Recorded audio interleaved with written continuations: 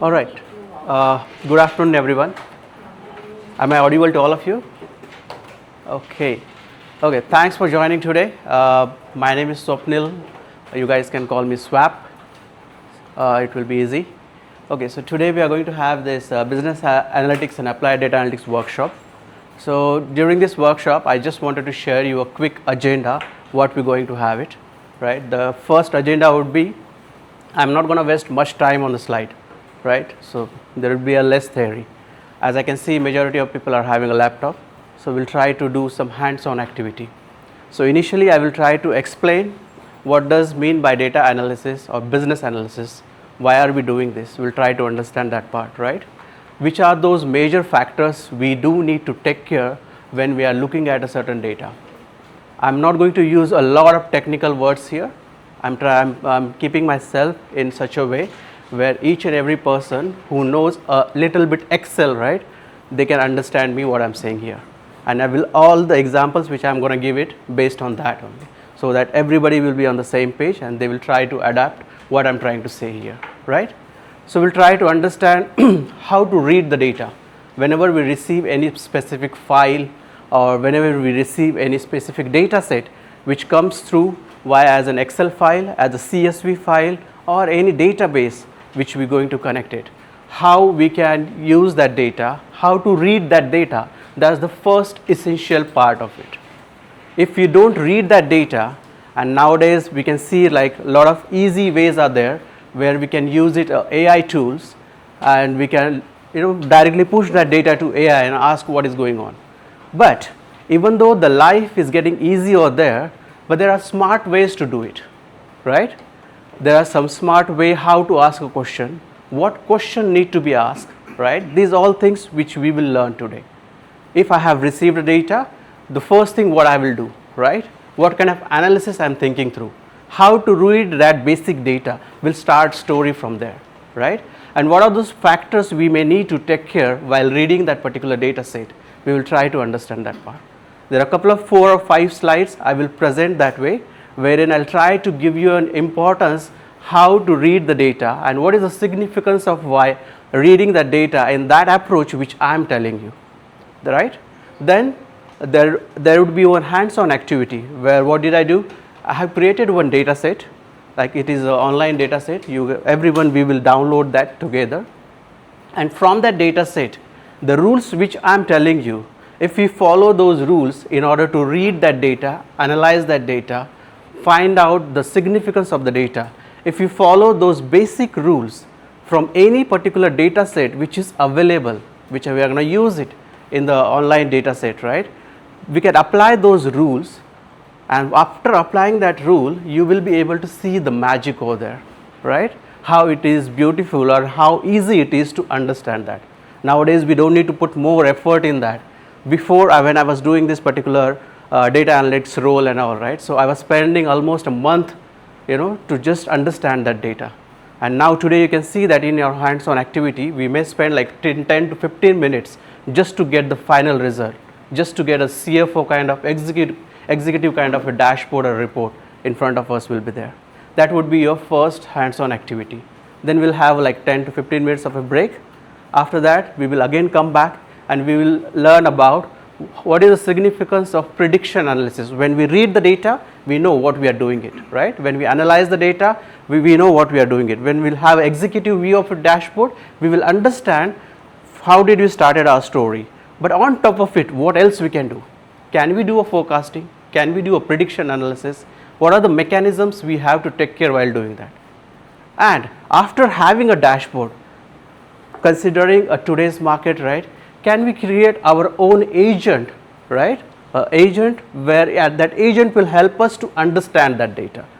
So the second hands-on activity would be, we will create our own agent, a data agent. Suppose if I received a file, instead of going for a dashboard, what I'll do, I'll create my own agent and I will ask questions to that agent and we will communicate to that particular agent. That is our second activity.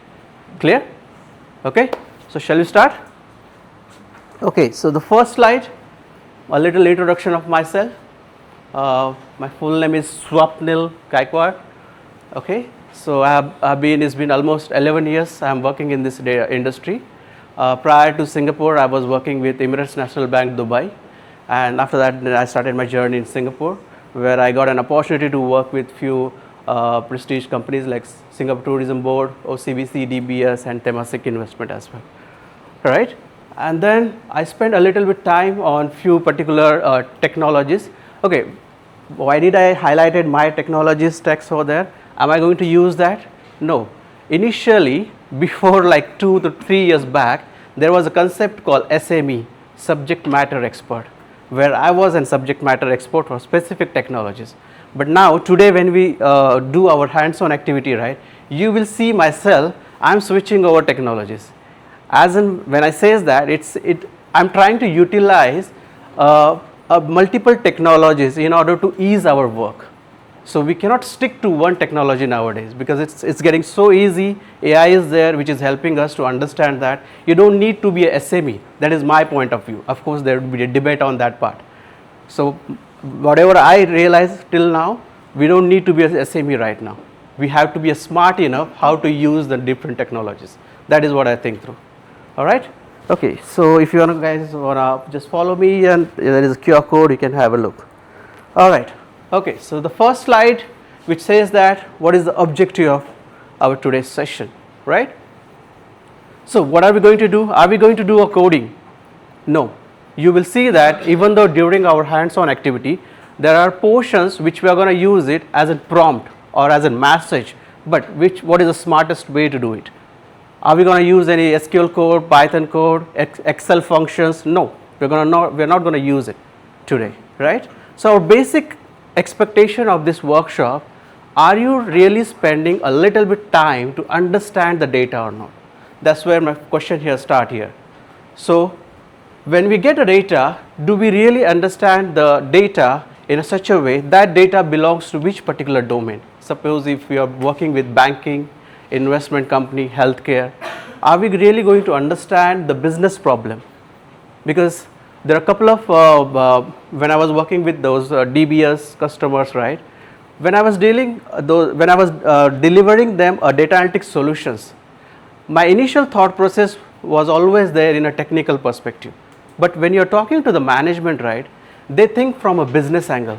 They don't understand your technical word. So the scenario, the thought process also I have changed for myself as well, wherein whenever I'm looking at the data, I'm started my first trigger in such a way I'm thinking, what does business need here? So that's the first question I'm asking myself, and that's how my story is going to start there. Then I'm going to explore that data, where you can see I said like how the data is collected, structured, analyzed or not. Whenever you guys see any Excel form of a data, you guys might see there is a structured data, unstructured data, those kind of concepts are there, and there are particular tools in a market, or there are particular programmings in a market, we call it as a ETL functionality: extract, transform and load. That's called converting your unstructured data to a structured way, cleaning up, and then you will do it. Today during our hands-on activity, we will also perform one ETL activity on our data set. But are we going to create any code for that? No. We will try to take help from ChatGPT. We'll ask him, but when you are asking that question also, at what stage, what level, how to ask and how to use it, right? Those are the standards which we need to follow. Then our life will make easy, and we can use that particular logic in an easy way. That's why I kept it I was trying to cover each and every angle wherein you can understand the business perspective, where you can understand the data. When it goes to technology, technical way, right, you will not spend much time on coding. You will spend a less time on coding, but you will achieve your result. That's what we're going to see, right? Then generate insights. Why we need to generate insights when we have a data there? When you read your data, where suppose you are reading any sales data, right, and you have that data in front of you, you are creating some tabular report, pivot table in Excel. But until and unless you provide some insights, when I say insights, what does that mean? Insight in the sense, what is the depth of that data, what we are looking at. You have to generalize that particular data in such a way where normal person, a business person who's sitting in front of you, he will understand your language, not in a technical perspective, in a normal terminologies when I say that. Suppose if I give you data of sales and I'm telling you there is a region, there is a country, there is a city, and then we have some sales, profit, right, margin, those kind of data you are looking at it. So data is there, I will create pivot table, I will say city wise some profit is there, margin I will try to create, then I will create year on year analysis over there, then I will give it to it. Does that insights you are providing? I don't think so that is the insight, that is just a reporting which you are giving to them. Looking at their data, you are creating one pivot table, just drag drop, that's it, that's what you are doing it. Insights in the sense, what value they are getting it with that report, what decision they can make it on top of it, that is your insight. Suppose if you are telling that in out of 5 product, only 1 product is we are selling more, that is an insight. But where are we selling that more? Which country, which city? Then that particular business user will take an action on that. Hey, instead of spending much money or at particular section, I will go and I'll spend more money in one of the country, one of the city where I am doing more sales, right? That is your insights. Then once you have that particular basic insights which you are giving to the business, then they will be able to jump on that particular decision. What should I do? Where should I invest? Where should I not invest? Whether I should drop it out, whether I should close the company, that is their decision making. That's how you will reach out to them. And when they do a decision making, then they can see that business impact. I would say that business impact is nothing but ROI of that company, which is return on investment. Whatever I have invested, am I getting any return on that? Am I losing somewhere, right? And when they look at the business impact, right, business people think in 2 ways. What kind of analysis we are providing? We call it as what is your content, what content you have it. And when you are providing that content, here the business people will judge you on based on your content, what was your intent in the sense, what message you are trying to deliver to them. What is the exact intention you have it with your all the content which you are providing to them. Whether they can believe that or not, they will take decision on top of it. That is the reason a journey of a data to strategic business impact is quite necessary, where you have to understand each and every section is quite important. Is that clear? Okay, shall we move on? Now let me ask a couple of questions now here. When we are dealing with your day-to-day life, right, are you guys using any Excel? Are you guys creating any dashboards? What you are expecting from the data analytics? Anyone, what you guys are doing in your day-to-day life in your official environment?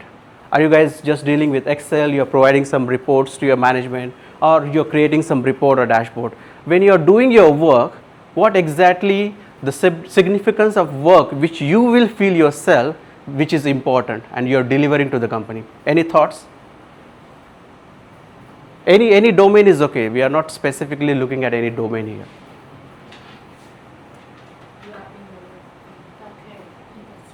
Okay.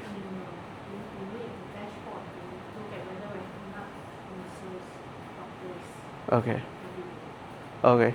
Good point. Healthcare domain, she's saying. She's in healthcare domain.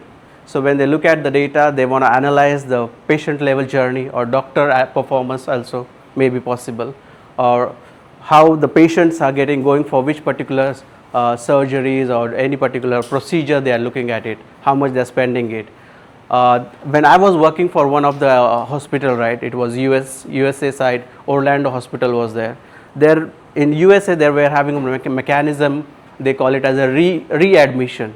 When particular patient went through surgery, if that patient come back by within 24 days, right, that hospital will take care of that whole expenses after that, because it is a failure of that hospital, I would say that's why that patient came back. So that kind of mechanisms are there, where they were trying to understand patients also, what they are going through, how much they are paying for it as well. So this kind of analysis, you may need to do that with the help of dashboard and report, right? But can I just achieve that with Excel?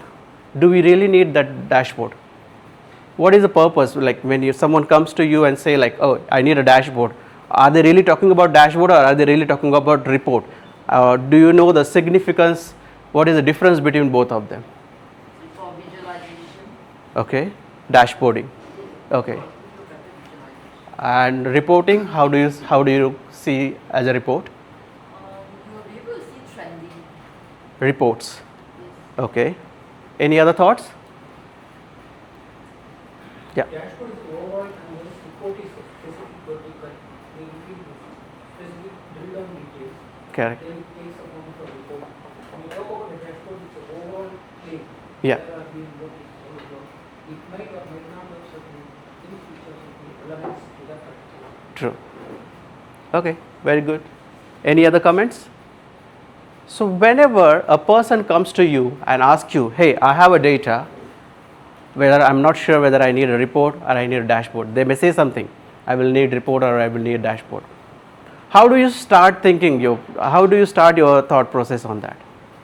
So my thought process, my first thought process, I will start, what are we looking at it? What is the objective of doing this? That is the first thought process. Second thought process, are you really looking for a dashboard or are you looking for a report? When I say that, dashboard, the way he said just now, we always create a dashboard looking at the overall view. Suppose if an organization, one company is there which is available in Singapore, China, Hong Kong. As a CFO, CTO, chairman, I wanted to have a collaborative view, then dashboard comes into the picture, right? But an individual person, a business analyst or a GM or an associate manager, director, that person comes into the picture. He might be focusing on that particular country or that particular region, right? So he may need a report there. He's not thinking about dashboard. He need a report there. Then, when you're creating a report will become like a static. Can I say that? When I say a static, I will restrict that data for that particular region, for that particular city, country, or particular product, whatever they are looking at it. That's why I say a static. I will restrict that particular parameter. Restrict in the sense I am saying filters in Excel. I will just put some filters in Excel, I will give it the data to him, right? That is called report. But dashboard, can you do that? No.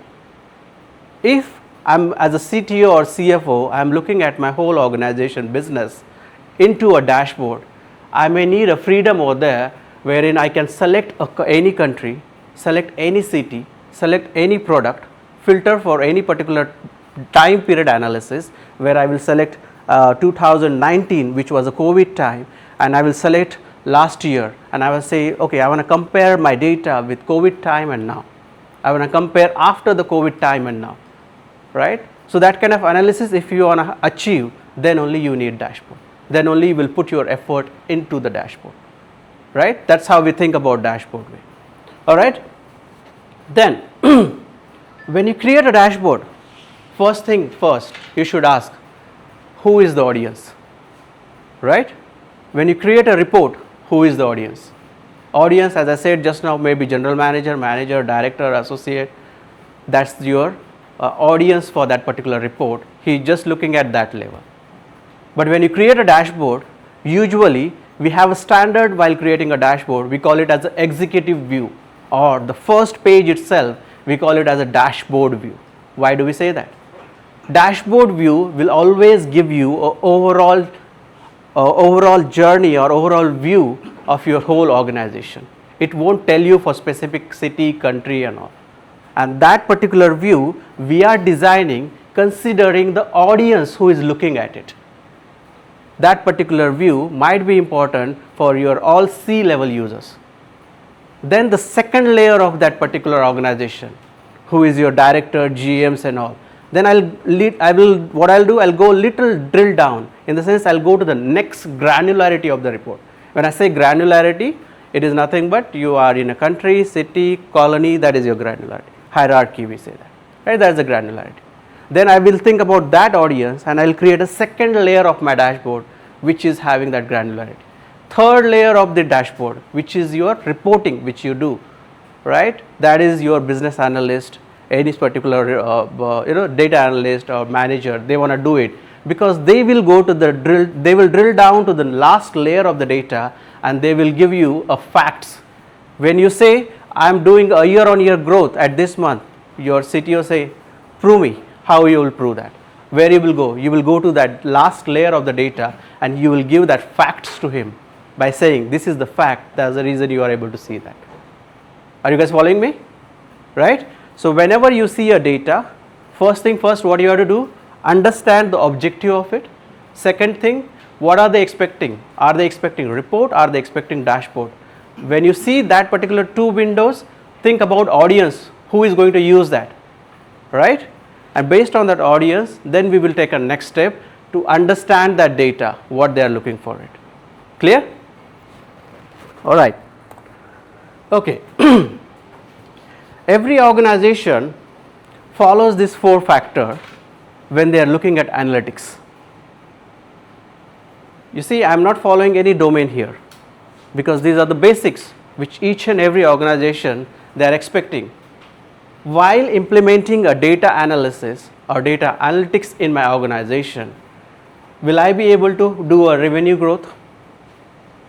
Can I do a cost reduction with this analysis, with this fact, with this data, what you are showing to them?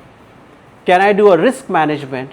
You can see a simple examples. I was trying to keep it over here, wherein like this is a defect fraudulent transactions. This is kind of banking example where a risk is there, where you are helping an organization bring in a data analysis or a dashboard or a report into their organization. They can take care of the risk management. Correct? Then customer experience. The example which I gave you just now, the patients, right? If one of the patient is going through one surgery, right, and he was not recovered fully, he came back to that particular hospital. That hospital has to take care. That kind of policy was there in US. So that is called customer experience. How you will catch that? One particular patient went through the surgery, he paid amount, and then when you are giving some compensation on top of it, your analysis is required, right? Then only you will have that customer experience in place. So every organization, when they go for data analytics, they only think about these 4 sections. And thinking these 4 sections, whom are we covering? We are covering business here. This is what business is looking at it. Business is not looking your report, you are creating pivot table, straight table, line chart, no. What are we achieving having that analytics? This is what their key features which they are trying to focus. Each and every organization, forget about domain. Right? Everyone following me? Any doubt till now? Okay, so let's move on to the next slide. Don't worry about the slides, we will share after the session. Okay. Now moving on, as we were discussing, right, reports, dashboard and all. What did I do, right? I was trying to justify that when I do analytics versus reporting versus data scientist role, how are they different when I was trying to compare them? You look at it, the reporting side. Reporting side is always focused on historical data. So do you think that reporting is not important? It is important. What are we achieving giving a reporting? You see you will see a focus, what happened, statistic report, past focus, monitor performance. Remember, whenever you see a reporting, which is always talk about your past, which is always talk about what, just what, which is always talk about what. Remember this word, right? What, how, why, when. So your reporting always talk about what, which is also important, right? I'm not saying that this is not important, but I'm trying to differentiate that, right? What does reporting gives to the business? What does analytics give to the business? Analytics give a business question, analytics give an answer to the business, which is called why. Why does it happen? But when they reach out to that point, they will take help from reporting itself, which is they will learn from their past, what has been happened previously and what decision I can make it. That analytics will help you, and he will try to answer why does that happen. And when he answer that particular section, he will have a facts behind it. It's not just he's saying though, and that facts is available here. Correct? Then how does data scientist come here? Data scientists always talk about a future, a present, a futuristic way.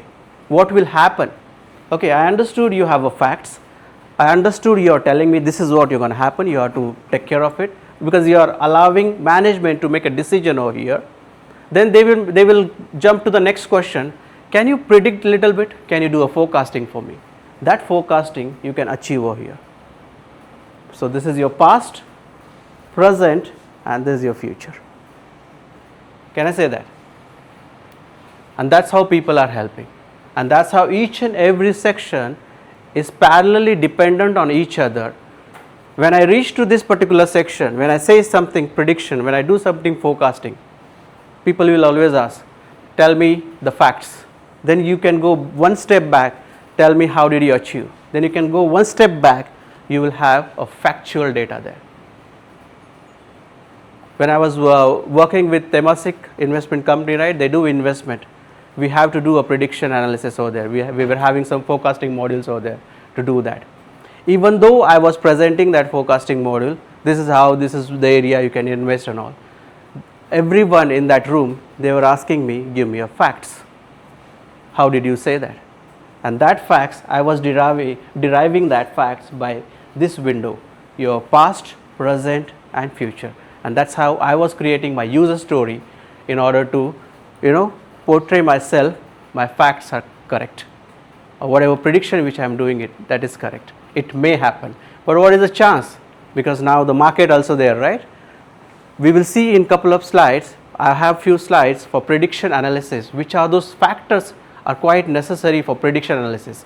When I do this particular section, when I say future, prediction and forecasting, there is a rule based engine there. I can define certain rule and I can say this may happen, right?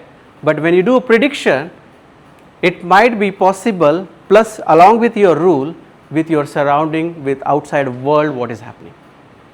Can I say that, right? So this is how your analytics, reporting, and data scientist role are parallelly dependent on each other, and they do tell us the story as you are reading your newspaper, right? Past, present, and future. Clear? Okay, I think this would be the last two slides. Then, yeah. Is there a industry standard in terms of the accuracy of the prediction percentage? Yes. Okay, so yeah. What's the industry standard? Okay. So his question is at this section, when we create a prediction analytics module or when we do a forecasting, there is a mechanism in under data scientist role, we call it as accuracy. When I say certain rules, right, as I mentioned, when we do a prediction, we will have some rule based engine. I'll give you a current example. One of the organization, right, they were having one OCR concept. OCR in the sense, we can, if you have some invoices, we will scan those invoices, we will dump that data, right, into a file, and then we create analytics, and then we'll show them this particular data which we have received from those claims, invoices and all, right, which we are going to do, we do the check, one more check with the finance team. Suppose if I have paid $10, so finance is also check that particular claim whether that same amount is there or not, or did I pay extra, or does that company charge extra, what happened there. So we do have a checking there. So when I do that, the OCR accuracy was less. That's what his question is. OCR accuracy less in the sense, there are some tools are there in the market. We call it as a Power Automate, Microsoft Power Automate. You might be heard about robotic process automation, UiPath. These tools are helping us to do a scanning of those particular OCR, and they will dump the data. OCR will help you to scan that particular data, create an export of it by having some rule engine over there.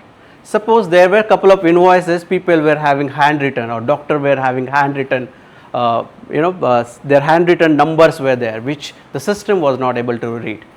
So when we do a forecasting, that is the reason the accuracy matters. So the OCR companies itself, they are saying if it is a handwritten invoices, claim or whatever information you have it, they won't justify that we will do 100%, we will give you 100% accuracy of the data. They will always target themselves as a 90% accuracy. But if it is system generated bill, yes, they will be able to do that. So that is where prediction, when you do, nobody says that it is 100% right. There would be a certain percentage where we have to keep it as a bracket. This is a 60 to 70% accuracy, 80 to 90% accuracy. In that situation, what does business do? Are they really relying on this? They will rely on this portion, which is your present, which is your factual data. Yes, they do consider that it is like a thought process, right? You have investment in one stock, that stock may go up, down. That is your future. It may happen, may not happen. So that's where accuracy part comes to the future area, wherein you will park an accuracy. How accurate are you or how sure you are, this is what will happen. So we park that particular result with that accuracy parameter. We say it is not that 100%. But how you will rely on your data? You go to your factual data and then you rely. Here I would say 100%, here I would say 100%. But I can't say that in the last layer we have 100% accuracy on the data. Clear? Okay, moving on. Okay. What does this slide do? When you understood your data, right, this slide is telling you a journey actually. When I understood my data, when I understood like what business is expecting, when I understood who is going to use that particular report or a dashboard, who is the audience over there, then I will jump to that particular area wherein I will think about a person who is looking for a report or a dashboard. I will park them in these windows. What are they looking at it? I will say this is a reporting. When it goes for your C-level user, which I said so, executive views or something, then when I will design a BI dashboards for them, right? When you design a dashboard out of this, we always call about insights. What insights are you providing to them? It's just a chart, table are you providing in the dashboard where you are allowing them to drill down, slice and dice that data? Yes, you are doing it. But what is the exact insight they will get it? And this is the area where I am saying a predictive analytics. We will see a couple of slides after our next session, right? And then on top of this, now currently we are using AI and we are checking that particular data. Can we do further more on top of it? What are these? On top of your intelligence, right, nowadays the AI agents came into the picture. If I could just give you a quick example of AI agent, right, what it is. When you ask a certain question to a ChatGPT, right, what does it happen? That question goes to the ChatGPT. There is a model, that model answers that question. If I could just say, can you tell me the price of Singapore to Hong Kong flight? It will tell you that, hey, this is the price. Because he will just, it's a search engine, he will search and he will reply to you. That is a simple question. When does the agent comes into the picture? If you ask a second question, can you help me to book a flight with SIA? Then ChatGPT will not be able to book that. He may need a third person there to use him, and he will allow you, I will bring SIA website over there, I will allow you to use that website via our ChatGPT, and then you can book your ticket. That is called a third person coming into the picture, which is helping for your analysis. That is your agent. A simple terminology I am explaining, right? If you guys are, then this agentic AI is there. Nowadays it is growing more. So you have asked one facility, can I book a ticket? There would be a second facility you might be asking, can I have an insurance on top of it? So you need another person or another agent over there, where while booking this flight with SIA, I will need one more insurance company over there. That company will also help you. So you can see the conversation, what you are doing it, and how ChatGPT or any particular AI companies are helping you, and they are using this agent. That is called agent to agent orchestration or communication between them, and they are delivering answer to you. That is how the AI is working right now. So they are not just dealing with this report, dashboard, insights, prediction, intelligence. They are going further down. That's where in our hands-on activities, right, I park that activity. Now after one more slide, we will start our hands-on, where we will see, following these rules, right, following these all rules which I am saying. Think about reporting, think about audience, think about dashboarding, whom you are looking at it, what you are delivering it, what kind of slicing, dicing you will do it. So following these all basics, we will create a basic dashboard with a simple data set, right. We will not write down any formula while doing that. Then after that, if I am not going to create any dashboard, I will create my own agent, right. The way I give you an example, I will create my own agent, I will plug that data, I will give that agent, I will say, hey, you use this data and answer my questions. I don't have much time to do dashboard and all. So we will create that agent in our second hands-on activity. Clear? This is clear? Okay, moving on. This is what I am talking. So whenever we see a data, I always see that business has a problem. But what are we delivering? Are we delivering them a decision, or are we delivering them a report only? That's where I was trying to park that. Take an example here, a use case, customer churn. I said, like, there is a problem statement. There are some questions which we can ask, right? And then the decisions they can make it. But before they make the decisions, I'm going further down and I'm checking what are the assumptions, variables and expected outcome which business is looking at it, right? It is just not reporting, answering these 4 questions. You have to go further more down and you have to do some hypothesis thinking or hypothesis mindset, you should put it, and make their life to have a proper decision in front of them. You guys are following me? Okay. Then the fourth section, which you are past, present and all, this is where you have to look at your data. What has been happened here? Why did it happen? What may happen and what should we do? So when you get any data, these 4 sections are quite important. So in your hands-on, I will ask this 4 questions. I will just give you one Excel. I will say, I don't know about this Excel. Which domain data is there? I don't know. I will try to create a specific standard prompt for ChatGPT to explain me this all, right? And when I'm looking at the data, I will ask questions surrounding by this, where they will follow this area, they will do hypothesis for you, and then they will come up with a decision. And that's where our current AI tool will help us to do that. Okay, cool? You guys are following me? We'll try to achieve this, okay?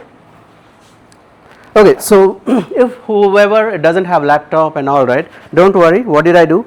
I've created one slide for you wherein the steps has been written, where I just mentioned ChatGPT or Copilot, you can use it. There is a data set link also there. I will give you that. They can follow this slide, but now I'm not going to read anything here. We'll do it practically. Okay. So don't worry, you guys can still follow these particular steps and you can do that. Okay. So what did I do in order to expedite this, right? Okay, what is the time? I'll just turn off the slide. You'll get the slides, don't worry. Okay, so this is the prompts which I have created. This one also I'll share with your slides. So the first question, what I'll do, I will download the data. It's just in dummy data which I'm going to download. I'll go here.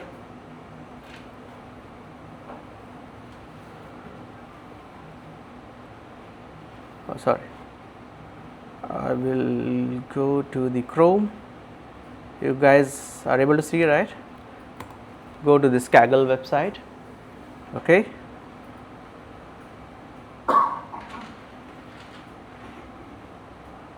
Then you can see here a sales data sample CSV, right? Just download this.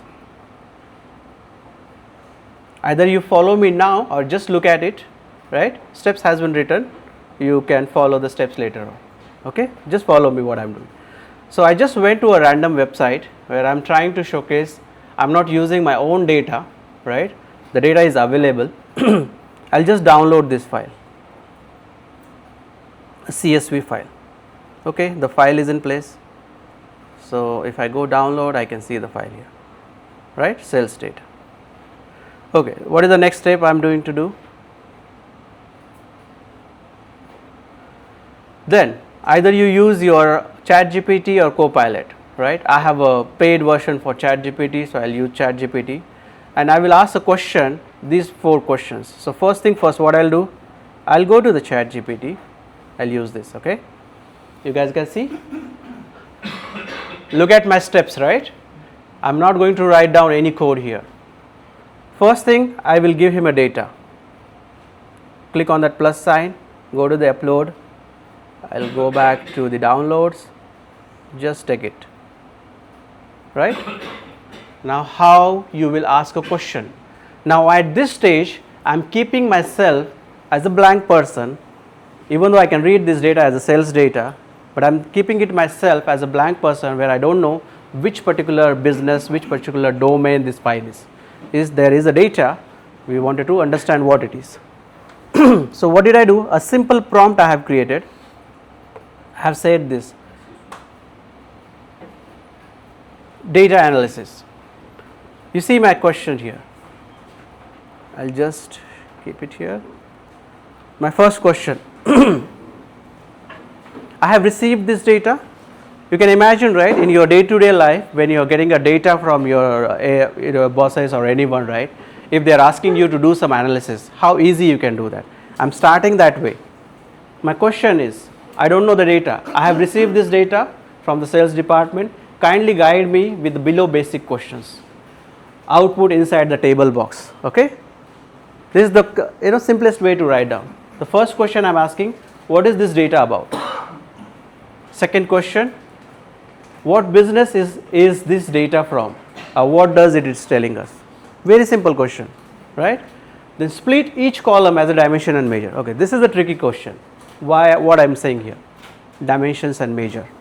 In order to explain that, I will just open that data file for you. I will just open the data file for you. Whenever you get a certain data, and I'm asking you, create a dashboard, right? So how many types of visualization you guys think by looking at this data? Tell me. Look at the data.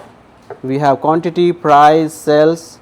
Then if I scroll a little further, we have country, territory, postal code, state, city. When I read the data, right, I usually what I do, the numbers which you look at it, right, this is a date actually. Yeah.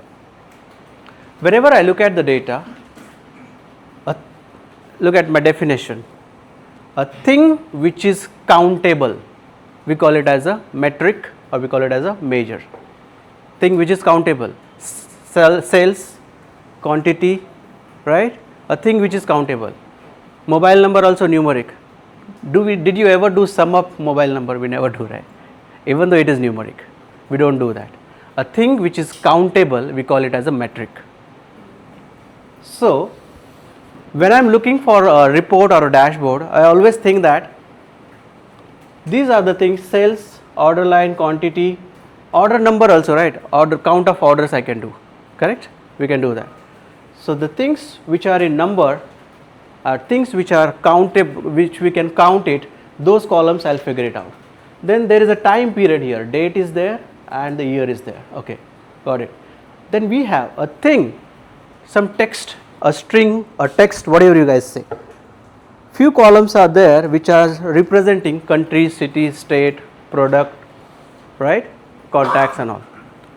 A thing which is giving you information about your calculated matrix, that is called dimensions, right? Simplify this. How? Country, territory. I'm looking at a sales column. I wanted to analyze the sales. How you will analyze? You will analyze by country, analyze by state, analyze by region, analyze by product. a thing which is necessary to give you a certain result, those all are the dimensional. Those are the relative columns of those your calculated columns. Without them, these columns are useless. Can I say that? If I want to have a chart, can you show me which particular country wise what is my sales? I need a country there, right? That country we call it as a dimension.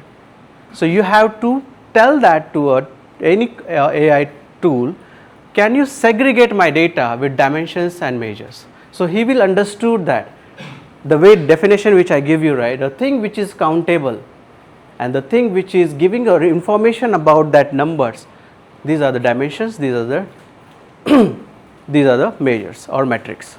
Now question, if my boss asks me, can you create a dashboard here at this stage, how many KPIs or how many visualizations you can do? I can do certain visualizations by city, country, state, territory. You can imagine I am counting city, country, state, then we have then products we have, then we have customer, I can do, then we have some status also, by status also I will do some charts. There is a month and year column is there, I can do with that. So I can create like a 10 charts looking at this data. Can we create more than that? Looking at the data, I can just think about 10 I can achieve. Actually we can. Every data you will see a field called a date. So date field we call it as a time series analysis. Here you can do more magic. When I say 10 charts I can do with this all, I can do 5 more with this all. Why? How? We have a month here, year, okay, 2 charts. I can do a quarterly report, I can do year month wise report, I can do year on year report, right? If I calculate this date column as a month, quarter, week, day, so I can have few more charts over there. Can I say that? So when you receive a data, start looking at your data in such a way, the dimensions are allowing you to do a visualization. Time period analysis allowing you to do more magic on top of it. When you look at a state wise, you are looking at a sales. Can I distribute that by quarter? Distribute that by quarter. I will have more segregation. I can go more further down. Can I have that weekly? One quarter, you might be have certain weeks. You can have a weekly view of that sales. You can see the drill down. We can go it at the last layer of the data. What is the last layer of this data? Your date. Can I say that? So when management asks certain report, I will give you a high level report where I will say yearly this much sales. Further down, each customer, okay, these are the customers who by them we made this sales. Further down, these customers order few particular products. Further down, under that product groups we have some small products. Further down, under that particular product groups we have orders.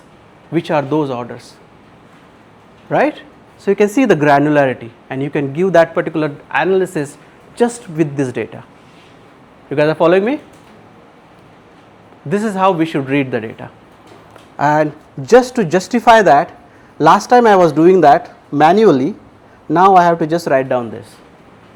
Split each column as a dimensions and measure. You guys are following me? Now, last question I ask, which is called ETL. Are there any problem with the data? Is there any null, missing rows or something, right? Is there any problem? I'm asking you. Let's see, we'll ask. Okay, this is the basic questions we can ask. Even though the output, right, I did ask him, can you give me that output in a table box?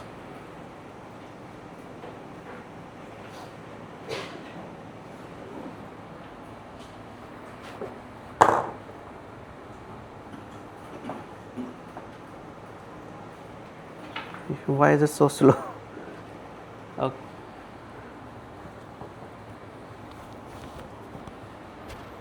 So you can see that now you don't need to do anything manually. He's giving us an answer. So this particular data, he's giving you an objective there.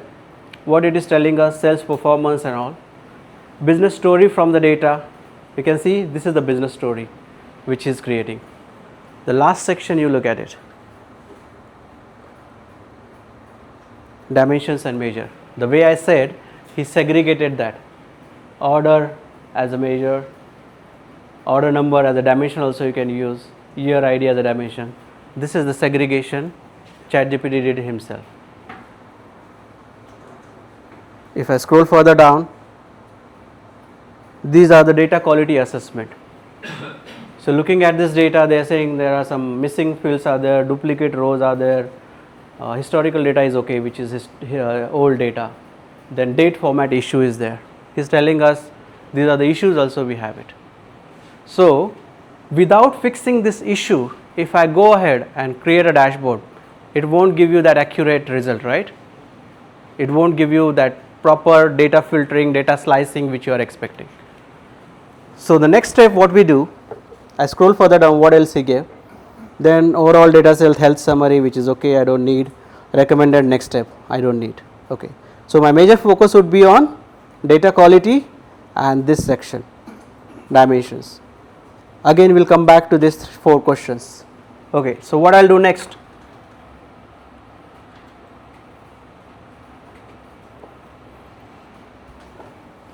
So you see, I have written here, please review the data set and identify all basic data quality issues such as missing value, duplicate and all. So I will write down this prompt, okay, and I will say that create a Power Query to transform all above data quality changes. Now, next step I will ask ChatGPT, can you fix this data issues for me? Can you give me there is a query called Power Query. Power Query in the sense in Excel itself, we have a window where you can use a Power Editor, where you can create a query inside the Excel itself. It's an Excel feature. We may not use it very oftenly, but when you create a Power BI dashboards and all, right, you might heard about it, Power Query. So I'm asking question, can you fix my data first, because I cannot go further to create a report or dashboard. So I will push this prompt to them and then perform ETL inside how we will do that then upload the new file. Okay. So the first question I will ask,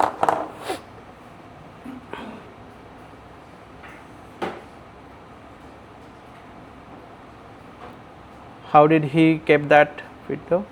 Yeah, data quality assessment. So I will ask here, please review the data set and identify all the basic quality. So I will just say copy this. Please review the assessment and data set. Okay, this is the basic question. I am asking, we have to fix the data issues.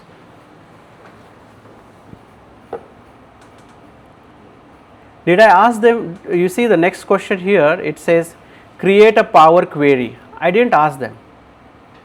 ChatGPT, when you use, right, you have to follow a sequence and you have to tell him properly what you are expecting. It's a developer for you. You have to tell him in a sequence what you want. First I said, can you highlight my issues? He did it. Can you just separate dimensions, measures? He did it. Next I am asking, please review the data quality issue. Okay, these are the issues. And then I am saying all basic data quality issues such as missing value, null, duplicate, incorrect format. And then I am saying standardize this problem. Then I am saying, can you just standardize and tell me what are those problems is. I am not asking him query yet. I am saying standardize these all areas, because he highlighted so many things, right? Historical data which we don't want. He highlighted some country state inconsistency we don't want. I am just saying focus on these areas, null, duplicate, incorrect formats, just basic format. And I am saying standardize this format. So what he will do, we will just trigger and see. He will list down all those particular issues now. Oh, is that a break time? Yeah. It is. We are doing a data cleansing right now.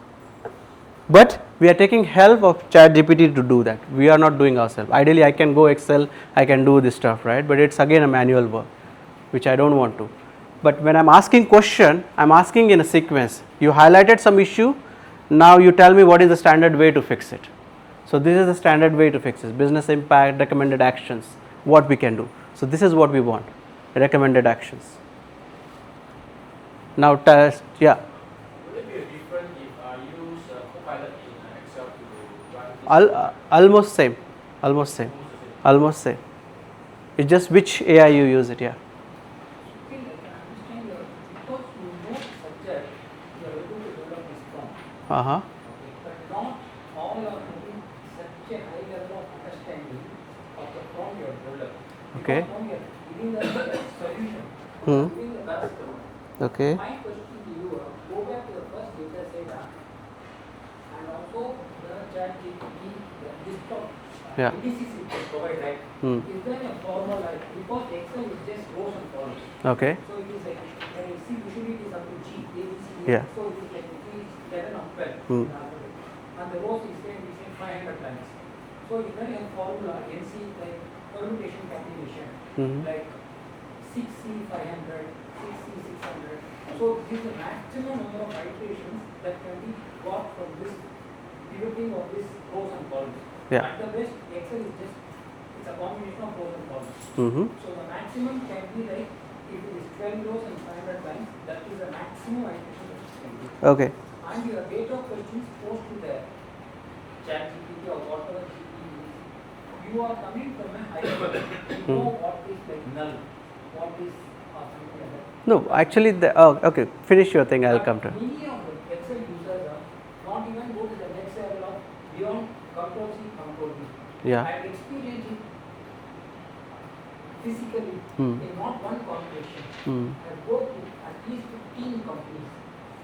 Okay? Yeah. So that is where there is a easier way. Yeah, I understand. This one all because you eat data day in and day out. That one I can understand from the wording you use in the chat GPT. Hmm. Is there a smaller version? Okay, so if you could look at the prompts, right? Does prompt tell you that which domain I am looking at it? No. Does prompt tell you that like which particular analysis I am doing it? It never says that. Even though you don't write down this missing value null and all, you just say, can you just focus and give me a standard solution for your data quality assessment? Don't write down this, right? Then you can say it become a generic case, right? Your first question said generic case. Second question, don't write down this line and say, can you just that data quality assessment give me a standard solution to it, the way right now we have it. So it becomes a generic for you, so you will get that recommended actions what to do. Now my next question again, I am not again saying any particular domain data set what I am having it. My next question is, can you create a Power Query for that particular recommendations which you are telling me? I can plug any data there, right? So till this stage, I don't see I am telling him what to do. I am just prompting him a simple question, how to follow. I am telling him how to start your story, analyze my data. Then I am telling him, give me the problem statement.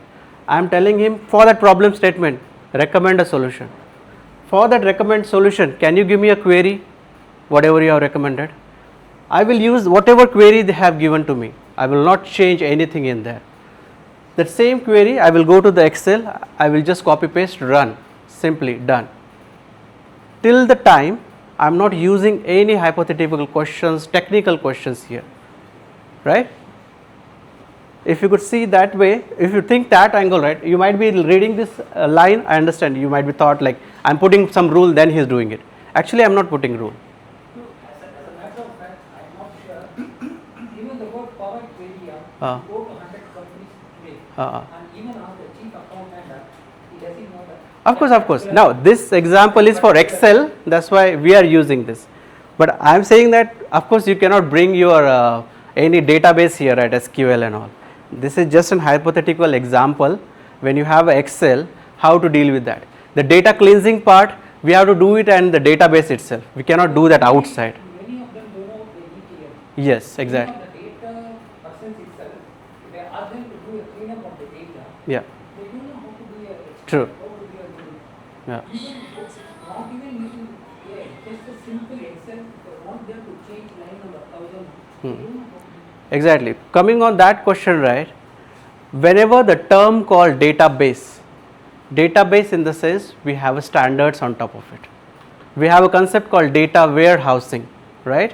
When it goes to data warehousing, when it comes to database, actually every company plots some rules and regulation while dumping a data into that. Now we are looking at Excel, we are cleaning up the Excel using Excel mechanism. But in database itself, when I talk about data warehousing concept, when you store a final stage of a data, we'll do that massaging first. This is the cleaning which we are doing right now. That cleaning, they have another tools to do that, because you cannot do that, those are billion records are there. So you use that ATL mechanism, you'll clean up, we store the data in data warehouse, and our dashboard stories start from that data warehouse. That is a standard way of doing it. But every organization doesn't follow those standard. Majority of the time they have certain data in Excel, they have some data in database also, but that is not clean. You will be able to see that as well. That's where he's concerned also. So those database side cleanup, that portion they have to handle it there itself. Now we are just looking at one small data set which is in Excel. That's why we are doing that cleanup very easy way. We are just looking at one simple example, that's where we are able to do that. Now we cannot go back database, bring in and do that, that's the reason, right? Okay. Alright, okay, so what I will do now, as we are fixing Excel only, so I will ask ChatGPT, you have provided me the recommended action, I am okay with that, okay, these are the actions he provided. Then I will just ask him, in order to fix Excel issues, can you create a Power Query?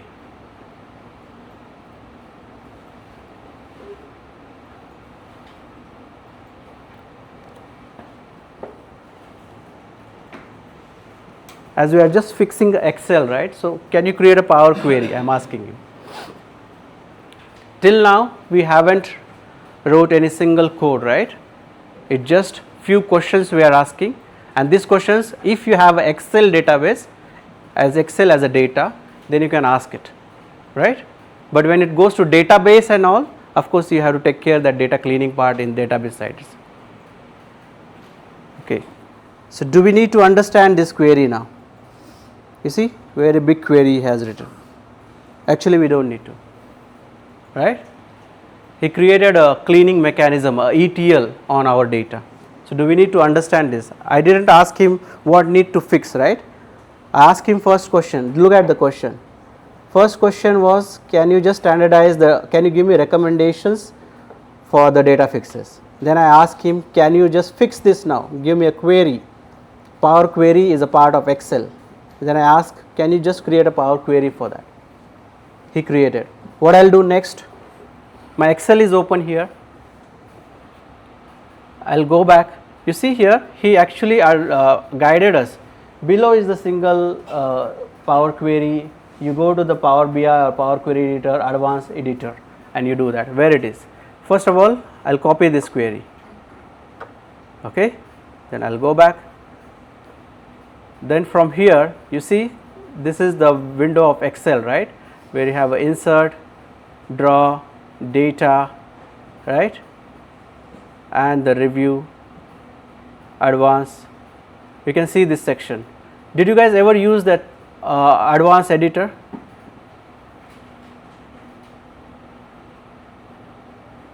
Did you guys ever search about that? You do manually, right? All the things. Okay.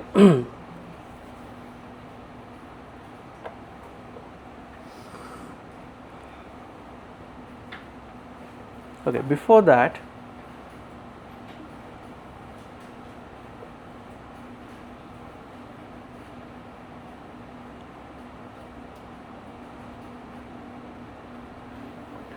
okay, so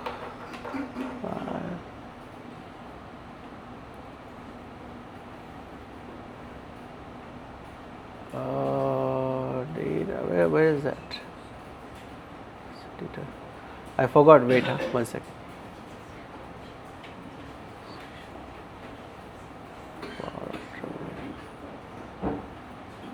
Give me 1 second, let me just figure it out.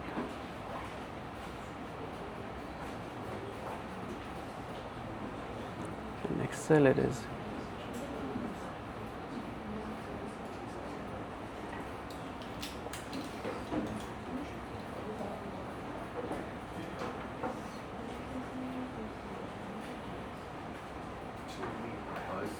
Yeah. Could after, can we do it on our one local host? Local host Let's say instance. we have our own development and this one can take a look and use it. Sorry, I didn't get you. What do you mean? What I mean is that we hold a mini, let's say, PPT on our AI server, our home one. Oh, Can we, instead of chat GPT, you are saying? yeah, can we do it? Yes. But This. how much it cost for the hardware? That's what. Okay. Oh, you're saying on-premises module to do that, you're saying? So, okay, his question is, can we have a module on-premises environment, right? To do this, on-premises in your environment. You're not going to use any AI, not going to dump the data outside. Okay. So, there are a couple of industries like healthcare industries and all, right? Now we are providing this data to ChatGPT, which is going on cloud. So his question is, can we do these all activities in on-premises? In order to achieve that, actually some of the healthcare companies nowadays, right, they are not using any cloud-based solutions. They are having an on-premises solution itself. But for that mechanism, Microsoft actually we implemented one solution for one of the hospital. What did they do? They created on-premises private cloud. What does that mean? The cloud, right? It is a cloud environment, but you will take care of that servers. It is the servers. It is not resided somewhere else outside. Those servers will be resided in your company, your house, and all, and then you will take care of that servers. All those servers will be there, but it is a cloud environment. They call it as an on-premises private cloud environment. With that, what did we do? We have given them a Azure module. That Azure module was helping them to do this activity. So the data which we are pushing it, which is everything there within your tenant environment, and the server also resided here. That data is not going anywhere else. How much do you have the server? Let's say one. Yeah, actually, if I could give hypothetical example, we did that solution for almost the company was having almost 5 hospitals in 5 countries. They invested almost 20 million for that. Yeah, but how does that secure? They doesn't want to share their data to cloud. They doesn't want to go for any other search engines like ChatGPT, Claude, or any Copilot or anywhere. They don't want to go. Whatever the data they are playing with, it should not cross our premises. That was their expectation. So in order to have it, they bought it like on-premises private cloud. They say it will be a separate tenant. The data also, when you say cloud, right, the data someone else is taking care of it, right? So that server itself they bought from Hawaii, those server disk and all, right, they bought it and they kept it in their room itself. So all the data, it is there, a special tenant for them, but the data is there in that server itself, not on anywhere else.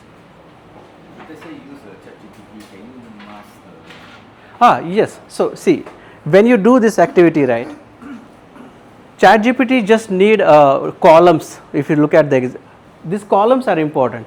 If I could just plug out all the data set here, right, take out these all data, right, and then I will just do some data masking over here, and I will apply these all rules. Once the rules has been applied, you change that Excel file. That's it. So it's safe to do that. Exactly. Let's replace the name with Keep the column name same. Change the data, mask the data, then ask him to do all these activities, and then change the data. That's it. Okay, what we'll do, instead of going further, we'll just take a 15-minute break. We'll come back and we'll continue from there. Just last 2 steps are pending.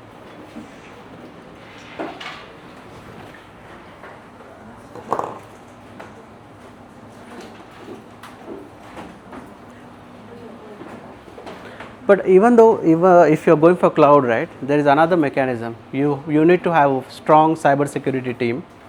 Even though if I'm buying a cloud environment, right, so that cloud when you buy, right, so suppose AWS cloud you're buying it, they will give you a separate tenant for yourself, but you are not sure, right, whether that data, because that server is somewhere else in US or somewhere, we don't have control on that, and they might be use it or we don't know that.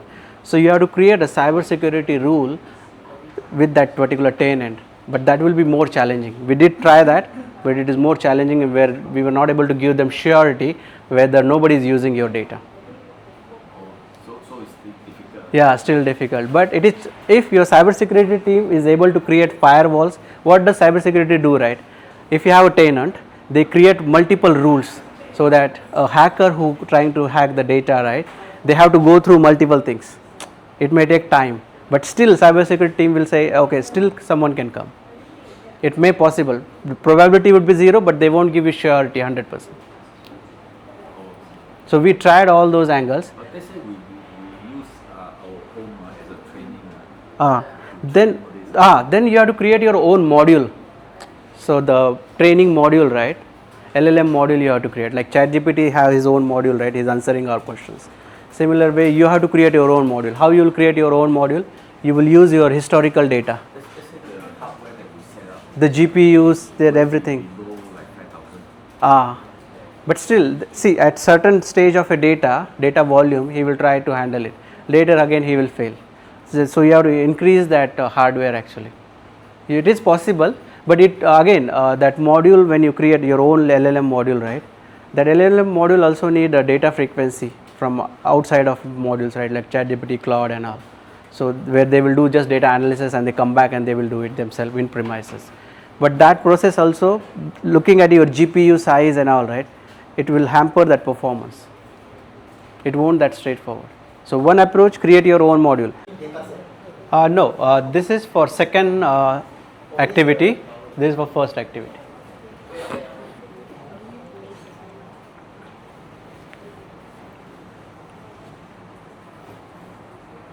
Second essay, dashboard. We are going to have one more activity, right? Hands-on activity.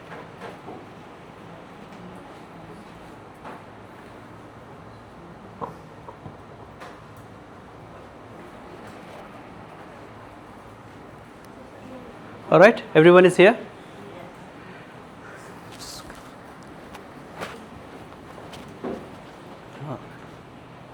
Thanks.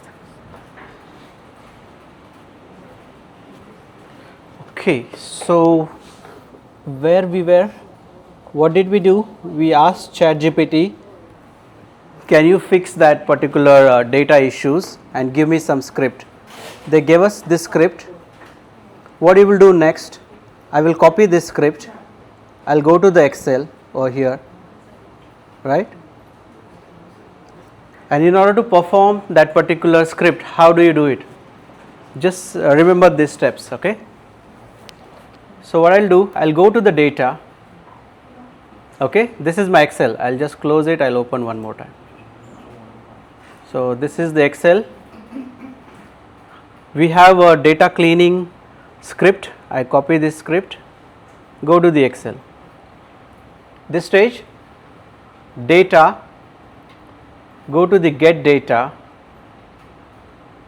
from file. Is this CSV or Excel? This is CSV. So we will just say from CSV. He will ask, where is your CSV? My CSV is in download. This is my CSV, right? Say import. When I import it, you can see one more window came up where it is allowing me to do a transform data. This is called data cleaning. Okay. How did I reach to this position? Look, this particular window. I'll go one more time.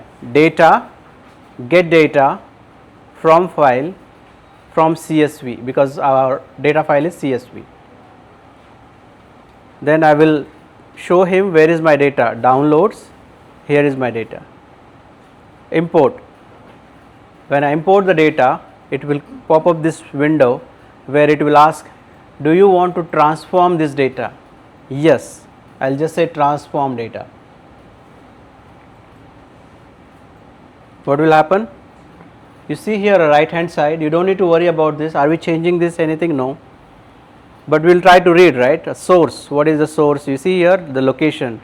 Users, Gaikwad, download. This is the CSV file. Then the promote headers. I am just reading for you, nothing else. What are these? These are the columns, right? What we have it in Excel. Correct? You guys are following me? I'll go back, okay, one more time. Discard. data, get data from file CSV, download section, select the file, import, transform data. You will reach to this window. Are we doing any change here? No. What does ChatGPT told us?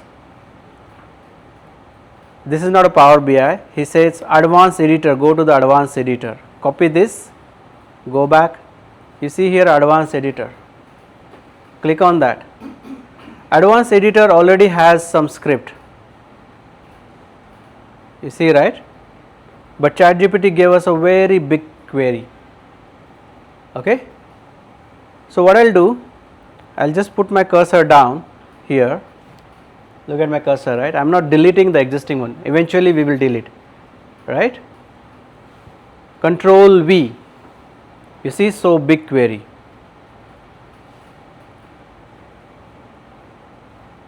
What did I do? Control Z. This is the existing query. Cancel this, discard. Go to the advanced editor, open this. You will see this query. I will just push my cursor down. I will say Control V. Okay, I can see a big query. I will go up. When ChatGPT gives us this query, we don't need this above query, right? So, but we need one simple thing. We need a file path. You see here C:user, but the ChatGPT doesn't have this path, right? So, I have to just copy this path and I will just change it here. That's it. Then I don't need this query. I'll just delete it. This is the ChatGPT query. Okay, you guys are following me? What did I do? I just changed the file path and I deleted the existing query. Say done. That's it. You see the rules? It was not there before. So ChatGPT help us to clean up the data. Clear? Then there is a last button here. We are done with our changes. Say load. That's it. You see the Excel file turn out these 283 rows and he performed a few things to clean up our data. You see your territory, there was a nulls there, he added NA there, right? Alright, so I will just close, I will just go to the home and I will just say Control S, save, that's it. Okay, close. I go back here, this is my file. I'll open the file, you won't be able to see that colorful table. What happened? You see, but changes are there. NA, it was not there before, right? So your new changes are there already. Valid, he did it, right? Your date format also, you see, change. That's it, this is my new file. What does Power Query do? We use that query, go to the Power Editor, we dump it, we just change the location, save it, load and save it, that's it. In an existing file, while the first run execution he show you what are the changes he is doing it in color.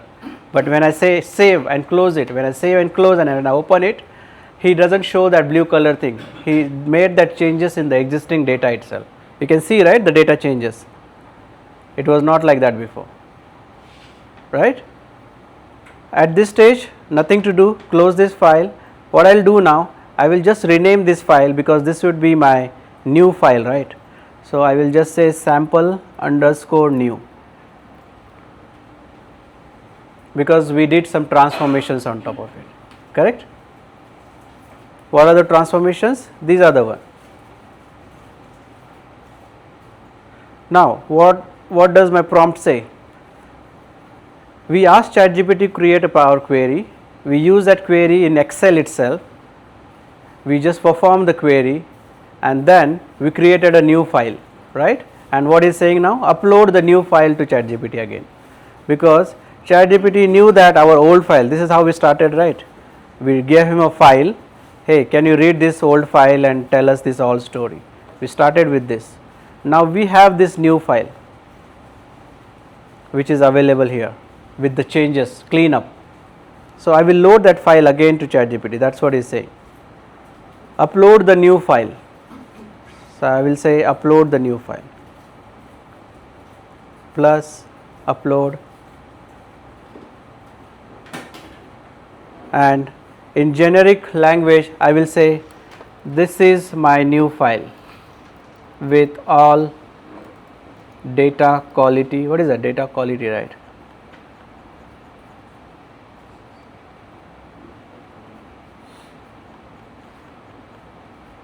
Yeah, data quality changes.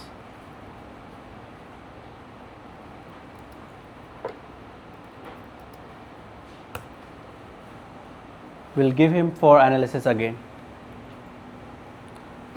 Did we do any code change? Nothing, just few steps, file, we load it. What are we doing here? Without using any external tool like Power BI, ClickSense, Tableau, you guys might be heard about Google Analytics, Data Studio, Looker. Without using anything, can we analyze our data when we have some Excel sheet or CSV file with you, right? When it goes to databases, of course we need these tools to connect that database to that tool, perform the ETL, and then you do analysis. What are we doing with this workshop? We are not learning any tool here. Without tool, can we do the magic? Can I achieve my full executive dashboard without tool? That is what we are doing. And how are we achieving that? We are achieving by simply prompting a simple questions. There is nothing mentioned which domain, which particular business we are talking here. You use your Excel, whichever Excel, even though that's why I use random Excel from the website. I didn't provided my own Excel, right? This is done. You see now what did ChatGPT do? He's tell us like, okay, yes, this is all the cleanup has been done, and he's telling us the, you see the data rows, how many and all. Okay, good, we are good here. You can see the sequence of questions which I am asking and the way I am asking.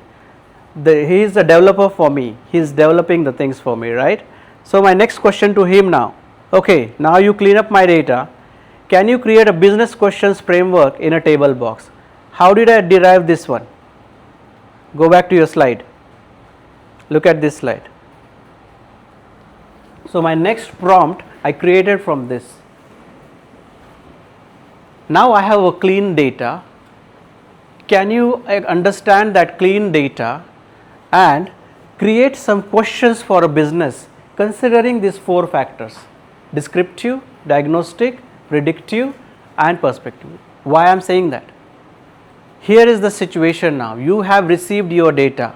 How you will ask a question to that data that we don't need to use our brain. We can ask ChatGPT by plugging that data into 4 sections. Why I am doing that? This particular 4 section will focus majorly on which audience we are looking at it, right?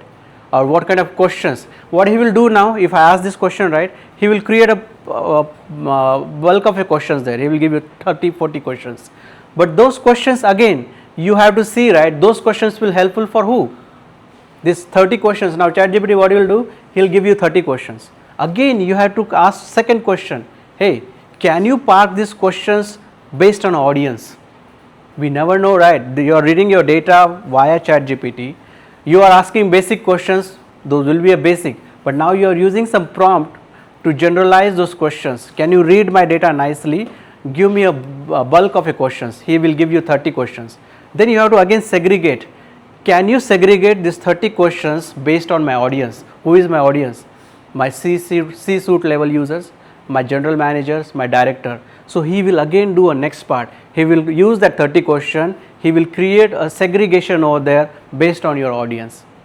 You see how smartly I am asking him in order to end up with a formal dashboard where you will have an executive view, where you will have a general next granularity view, and where you will have a last granularity view, right? This is how we should ask a standard question, whichever data you are using it.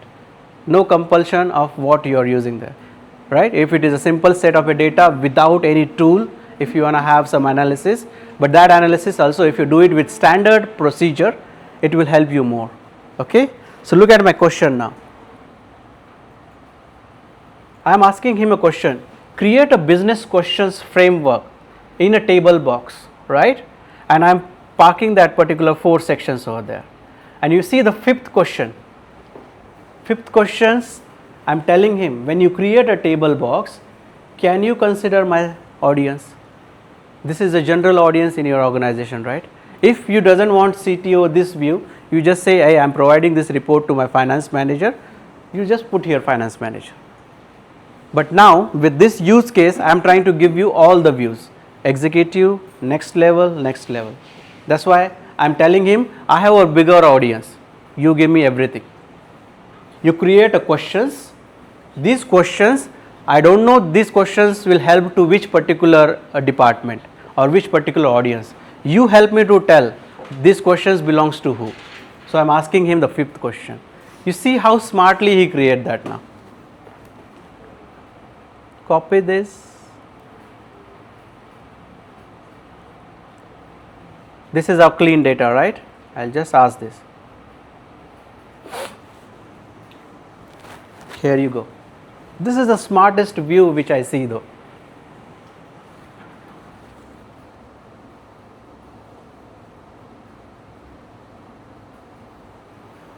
Look at it. He parked those particular questions and these are the questions. And you see that these questions, audience, he created an audience. So when someone asks to do analysis, right, you don't know what your CFO is looking at it. You don't know your CTO, what expectation he has it from that particular report. So he is helping you which particular group may need this kind of answers. Which particular group may need this kind of answers. This is the best way to do it, right? Till the time I didn't use my any special skills over here, right? It's just a questions, but how you park it, that is important. You guys are following me? You see, some more information he gave us to us is okay, I don't care this thing, but I'm majorly focusing on this area. Analytics type, business problem, questions, decision making outcome, and audience. Now, what is the next step? Now, what did I do here? You see, audience, business, these are the headers actually. Analytics, business problem, key questions. So, what you can do the next question, instead of using this theory, create a unified executive analytics questions framework in a table box. Why I'm saying that? Okay, so what I'm doing now, I'm not going to create all the dashboards, right? So I will just focus on this C-level users. You see that? The first 4 line, right? So this particular framework, I'm telling them, can you just create an executive view for this particular audience? So I'll just ask a question. Can you give me an executive view based on this framework?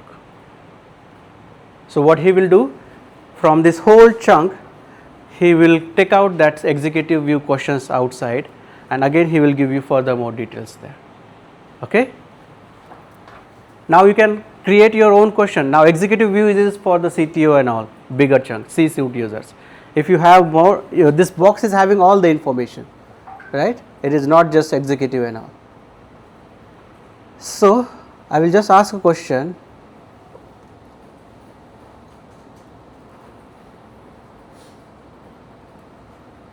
Create a unified executive analytics question framework in the table box. I'm just focusing on C-level user. Executive dashboard is always belongs to C-level users. So I'm just saying, can you just separate out executive view? When I say executive view, right, this is where your executive people, right, they majorly focus. When they look at the data, they work on these 4 sections. This is the audience. This is what they wanted to know. Executives, your C-level users, CTO, CEO, CFO, they always focus on what decision I should make it and what is the ROI or what is the value when I'm making that decision. Imagine, right? Did I tell him how to do it? No. It's just I ask proper question how to deal with this. Even though I was having 30-40 questions, I said I'm just focusing on my executive view. Can you give me a proper framework? To know what if they, the CFO disagree? Yeah, that is okay. One, This is, yes. very fine. So initially, whenever a dashboard or reporting requirement comes to me till date, right, nobody tells me what they want. So you have to come up with your idea, and you have to showcase them what you have in your bucket. Of course, the changes may come in later on. They will have their own opinion. They will have their, even though there are some global formulas are there to calculate sales, profit, margin, but few companies they have their own formulas, right? So you have to come up, first story you have to create. You have to tell them, hey, this is how it look like, and this is how you get it. Then their brain will start working again, and they will give you more idea on top of it. Okay, don't calculate this particular KPI this way, you design in this way. So that modification will come in later, but your first stage you have to give them a bigger picture how your data look like, because nobody going to sit with you, those C-level users, and tell you that design this chart, design this. Nobody will tell you that. Can I ask you your prompt engineering, because you provided very clear instruction to the prompt. That's why you get this. Yes. But layman, you don't know how to do like what. Layman, the developer, my ChatGPT developer, right, he will try to give you that answer, but he won't reach out to that particular area where I'm looking at these last two things, I'm looking at framework, I'm looking at this particular portion. That's the reason the data understanding, right, I had created initial few slides, right. If you could look at it, I'm following those initial slides only. I'm telling him this is what my data, you do your analysis, you come up with the sections, how you read my data, this is the sections how you read my data. Then I'm telling him, hey, while reading this data, my audience, you have to keep that in my mind, whom you are looking at it. And then I'm telling him, whatever you are giving me, you should have some value, or this business can make some decision out of it. Sequentially I'm telling him, this is how you should do it. But if you ask generic questions, right, it will round. It will give you a slight answers, but it will round and round, and you won't end up with this kind of standard structure. So supposedly I use another set of data. Yeah. And Ask same question. But I have to change certain things. Nothing to change, right? You see here, okay, you imagine you have another Excel. What changes you will do? Do you think what changes you will do? You will change your audience, okay. You will cut it down your audience. What else? But can I just ask, let's say I want to make comparison over the years. Okay. Then how do I tweak? Okay, that dashboard thing, right? It will come now. That's the next stage. You see these questions when it asks, right? It till now it doesn't tell you, right? He's just asking question, generic question. But how he will design the dashboard out of this? He didn't told us that yet, right? What are the formulas he may use? So this is again a generic questions. So now, based on these questions, we will ask ChatGPT again, what is the global formula in order to calculate this? Global level formula. So they will give us a global level formula to do that.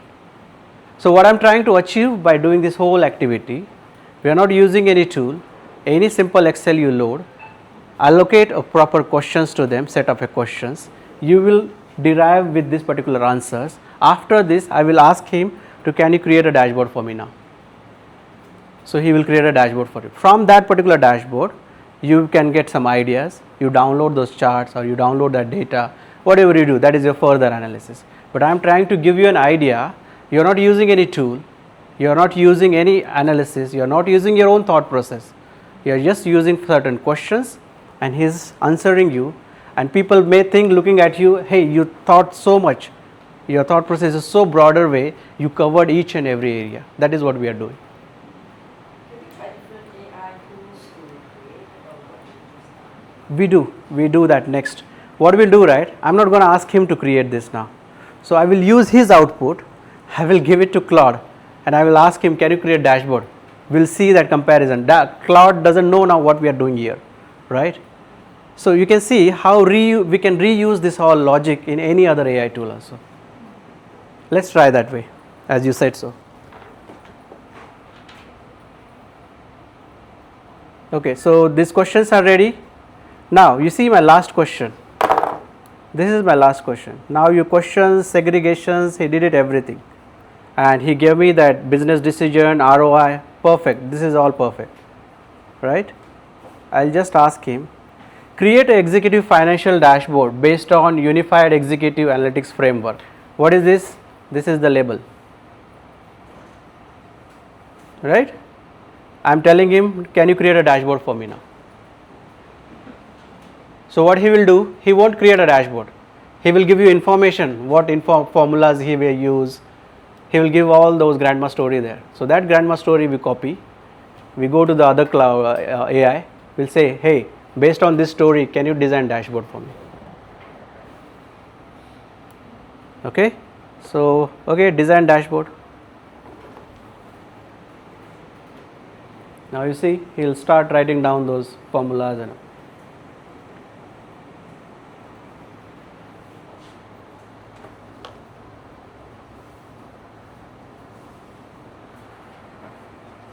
You see here how they will use it, KPI card they will use, line chart, bar chart. He is indicating that based on your questions what executive dashboard should have it. So this is called as user story actually. So when I have set up questions, I am asking, can you create a dashboard for me? He is creating a user story. In your dashboard you should have KPI where you should have numbers. In your dashboard you should have line chart, bar chart. He is indicating that. So I will copy this whole chunk. Is that done now? Yeah, this is done. Okay, so let's go to the cloud now. Can you see the cloud? Okay.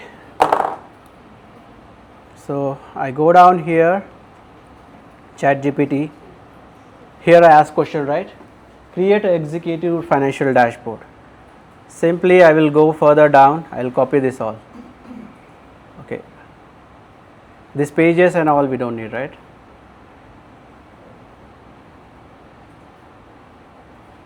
This audience allocation also we don't need. Dashboard, story flow, leadership, this one. Okay, I'll just copy at this stage. This last two sections I won't copy. This is just an information. You see, executive outcome from dashboard, recommended Power BI. We're not doing this. Audience, we know the audience. So I'll just say story flow, leadership, KPIs, dashboard layout, and these are the questions. Copy this, go to the cloud, plug it. Okay. Now cloud doesn't know what is this. We just plug that there. In order to understand cloud, we have to give him our data. Otherwise, at this stage, if you just enter, right, he will create some hypothetical numbers. He will give you a result. But I want my own numbers, which is there in my data. So what I will do, along with this, I will give him one file. Hey, can you use this file and create this all? This is my new file, the cleanup one.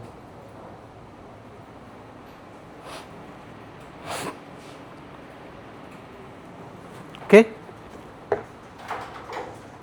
I go further up.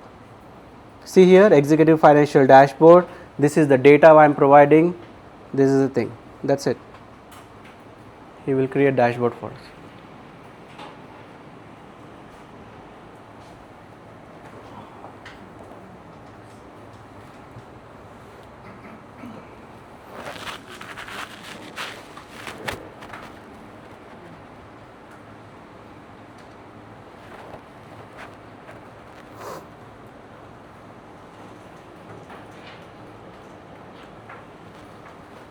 Okay, in the meantime, as he is going to create, our duty is done here. With this whole analysis, what did we achieve? Whenever I receive any data, I don't have any help from any tool. I want to do further analysis. I want to deep dive into my data without knowing what data I have it. You can use simple questions. This segregation is important. Dimensions, measures. These questions are important. Clean up, if you don't want to clean up, forget this part, don't do it. Okay? Then directly jump to this question, whatever data you have it. Say, can you, based on my data which I have uploaded, can you help me to create a question series? He will create a question series. From that question series, ask this question. Can I have these two things? Unified executive. Then ask another question, can I have this? you will get the prompt. Use that prompt, go any other Copilot, Cloud, dump that there, give your data, that's it, your dashboard will be there.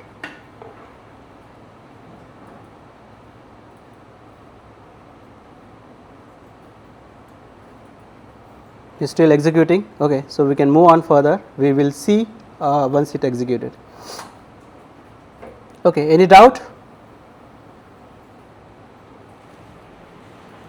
So we are following these mechanisms how to read your data. This mechanism you use in our hands-on practice when in order to understand that data, in order to deep dive into that data without having any knowledge about that data. Right, that's how it is helping us.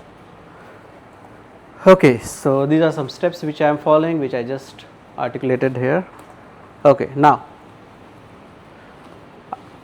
as the Claude is creating a dashboard for us, which is okay, we'll move on to the next slide, which is the predictive thinking.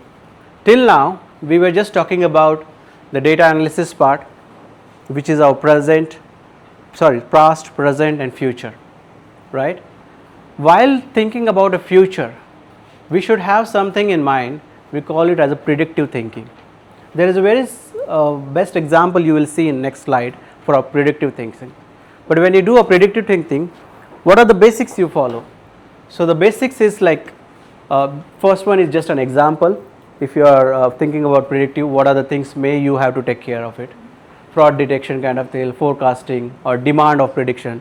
If you are in e-commerce industry, right, you may be familiar with these whole areas. Then, what are the major areas over here? I want to tell you a story on this one, a very quick story, not that big one. Predictive analytics is such an important part where it focuses on these 4 areas: trends, outlier, seasonality and correlation. I'll give you a real-time example for this. Have you guys heard about Palantir company? Palantir, US based company. What does that company do? Do you guys have any idea? Yeah, they do AI, yeah. But have you seen that 10 years back their revenue and now revenue, they already crosses almost 400 billion something. Yeah, it was in million, suddenly after 10 years they crosses billion and nobody knows how. There is a Netflix web series there based for Palantir, you guys can go and watch that. Accidentally it came in front of me, I just watched that, it was quite interesting. Palantir, they were working on these models, algorithm models, prediction analysis and all. So in US, CIA and US military, right, jointly they were finding out that terrorist Osama bin Laden, right, so they were not able to figure it out in 10 years where it is, but they use this Palantir to do that. Palantir, Palantir, something like that. So they use this Palantir to do that. You go and watch that series, it's very nice. 2 or 3 episodes are there. So what did they do? Palantir went to the CIA and US military. They said, you guys are holding a data. I can do a prediction analysis. I can create a trends. I can create a correlation between your data. Initially, they were not allowing them to do it. But later point in time, they realized that if we are holding a data, if these guys are coming and creating patterns and trends between the data, because CIA guys, right, they were holding a person level data. What does this person do? Where does it go? What are his relationship? Which season, which particular pattern, how does he behave? What is my daily routine, like where I go, which office I go, what I do, what I take, train, bus and all. They follows people to people there. They were holding that data, but they were not able to make some decision on top of it. Then this Palantir came into the picture. And then they followed these all terrorist group organizations, right? They follows their pattern, what they do. And that's how they capture that guy. It is quite interesting to see that how nicely they use that. That's where the revenue you see right now, they are in $1 billion company. Now all their data, CIA and US military data is collaborated with Palantir. And now after that 10 years, you don't see a big thing over there happen. It is in control because these guys are tracking, they are having a trend, they are doing forecasting what may happen, what may not. They are helping them to do that. So that's the reason this predictive analytics is very important. I'll give you now, coming back to our environment. So this is an example which I have created, a retail demand forecasting. When you want to do some forecasting on a retail domain, right, what you will do, you will work with the historical data, you will check the weather, you will check the promotion, and you will check the holiday. These are the major factors, right, in order to predict what will happen in retail industry. Why we need a weather and all? Of course, in impact. Why do we need holidays? When to do a promotions, when to create that every month we get that Lazada, right, 9, 10, 10, they do that, right? So they follow these inputs. Even though they follow the holidays as well, which holiday, what kind of things they can bring in. And that's how they can do forecasting, and that's where they program their expos, that 9, 10, 10. Even though Lazada is such a smart enough, they were having a click sense first time. I think they are changing it, they are creating their own module now. I was there to develop a data analytics application for them. They never asked me to create any visualization. I was surprised to see that why they are doing it. So they just asked me to create a data model in the sense which is connecting back their tables in a application, like layers, like dimensions and measure which we talk, right? I say like, okay, I got a like country wise data, country table, connect to my fact table where I have a sales, revenue, profit, margin. I say connect that table, do the relationship. It was not that easy to do it, like straightforward. Like I got like when I went there, I got like almost like 160 table. So 160 table, you have to do a relationship between them and create a data modeling. When we have our 2 days session, right, I'm gonna work on that part, a data modeling and data warehousing, where I will explain that what it is. So my duty was there to just create a model behind it. If you could ask ChatGPT holding one model, right, when you ask question, he is answering. There is one model, he is answering you that question, and that model is dependent on certain your questions, what you ask, where to go, how to fetch data, how to return the input for you. So that's where they were doing it. They asked me to create a model, and they were creating their own questions based on this seasonality, and they were doing their self-service chart. Self-service in the sense, ClickSense allows to do self-service, like you can drag and drop bar chart. As you know the formula, I have a city-wise cell, show me, they will drag city column, they will drag my formula. I was designing formulas and data model over there. So they were doing self-service BI there. That's how people are smart nowadays. They doesn't even need our help to do visualization. So that's how they plan their expos and all. So this is what one simple example I was trying to give. And when you think about predictive model, right, they always follow some inputs. So this is one of the example when they do a prediction in e-commerce industry, if they want to do forecasting or something, will that be accurate? Today, like if I'm planning for next month, right, a deal or any promotion, I will follow this, right, weather, promotions and holiday. It may possible that will fail. How much accuracy I am giving them for forecasting? So I'm not telling them, okay, whatever I'm planning for you as a forecasting report, will that be accurate or not? It won't be. There is an accuracy, we say, okay, how do you define that accuracy? I will say last 5 months we followed the same rule, it works. It works like 30, 40%, 60%. Next month it may work, it may not. Then again I learn from my 7th month and again I will predict my 10th month. That's how they do it.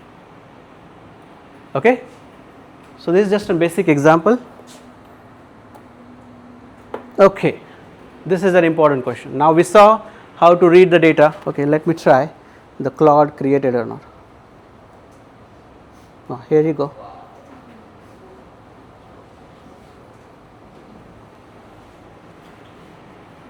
This is our data. Total revenue, order, customers.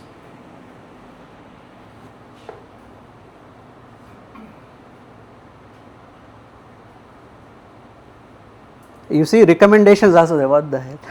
Recommendation also there.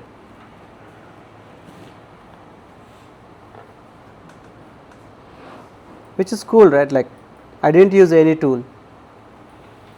Does this work? Revenue trend. Actually this doesn't work. It's like I just asked them to executive view, right? So he just created executive view. This is what your executive wanted to see. even though now Claude doesn't know anything, any background, right? You see, when you create a rule engine, you create it in ChatGPT, where you perform, ask question, he understood, hey, first question correlate to second, second to third. But what did I do? I used the last output, give him a data and say do it. He did it. But why did he do it? He understood the script which we have given to him, right? You see, the ChatGPT, when he created a script, he did mention that KPI card we needed, bar chart we needed, table box we needed, right? And the formulas, year on year comparison we needed. You see the year on year comparison also there. Pardon me, if let's say you want to use this for presentation purpose, Yeah, it will work, right? They will allow you to download. or you I think they allow you to download some. This is HTML. Actually, you can directly use that. Here, download HTML.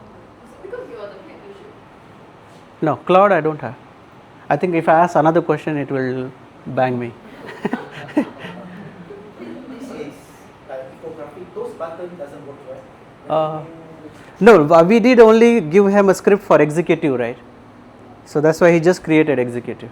So what we can do now, if you want more, you go back to your chat GPT, you tell him your next dashboard. What is your next dashboard here? Revenue trend. Can you create a dashboard for me for revenue trend? Ask question. He will create one more. That script again you plug it there. Then here, question, if I give you a dashboard and ask you to convert from original Excel file, can you do it? Sorry. This dashboard? To the reverse is equal. I give you a dashboard Uh-huh. to ChatGPT Uh, and ask him to construct the original file, can you do that? original data file. But I'm not sure. I never tried that. But how he will understand, because he got more parameters here. Yeah, I'm not sure, but thinking aloud, I don't think so it will. But can try. I will give a try, as you said. Because this one is standard. Yeah. Everybody does this. Yeah. Okay. All right. So do you guys feel that first hands-on activity is useful? You guys can at least use without tool. Okay, coming back to our slide. Okay, we saw that how to read a data, how to create a basic questions, how to ask a proper question, what we needed, how to remember your audience, how to remember business questions, how to remember, how to create a decisions from your questions, how to get a ROI on your questions. Doing this all, why does the companies are failing to have a proper analytics in their environment? In Singapore, almost 4 or 5 companies I worked. Everywhere I saw that every company got failed, and like we were trying to overcome on that, and then that's where we modified those application and all. Why did they fail so? First thing first, actually the way I designed those questions, right, the way I did a data analysis at the beginning, even though I was not doing that before, frankly saying. Now I know you can go, because we are not using, my thought process will go for 5, 6 question, 10 question, 11 question, 20 question. But those questions also, I am not keeping that which audience I am looking at it. I am not thinking that what decision they will make it. But ChatGPT is helping me, or any AI tool is helping me to think more than that, which we cannot, right? That's the reason, initially, before AI and all, right, majority people, they never understood their business first. It's just they were having a data. From that data, what they were creating, right, the data ETL part which we were doing it, we did it very slight way. We have a umbrella called business intelligence. Under that umbrella, there are 2 sections, ETL and reporting or dashboarding. Business intelligence, you might heard about ClickSense, Power BI, Tableau. These are the reporting and data analytics tool. These are the leaders right now there.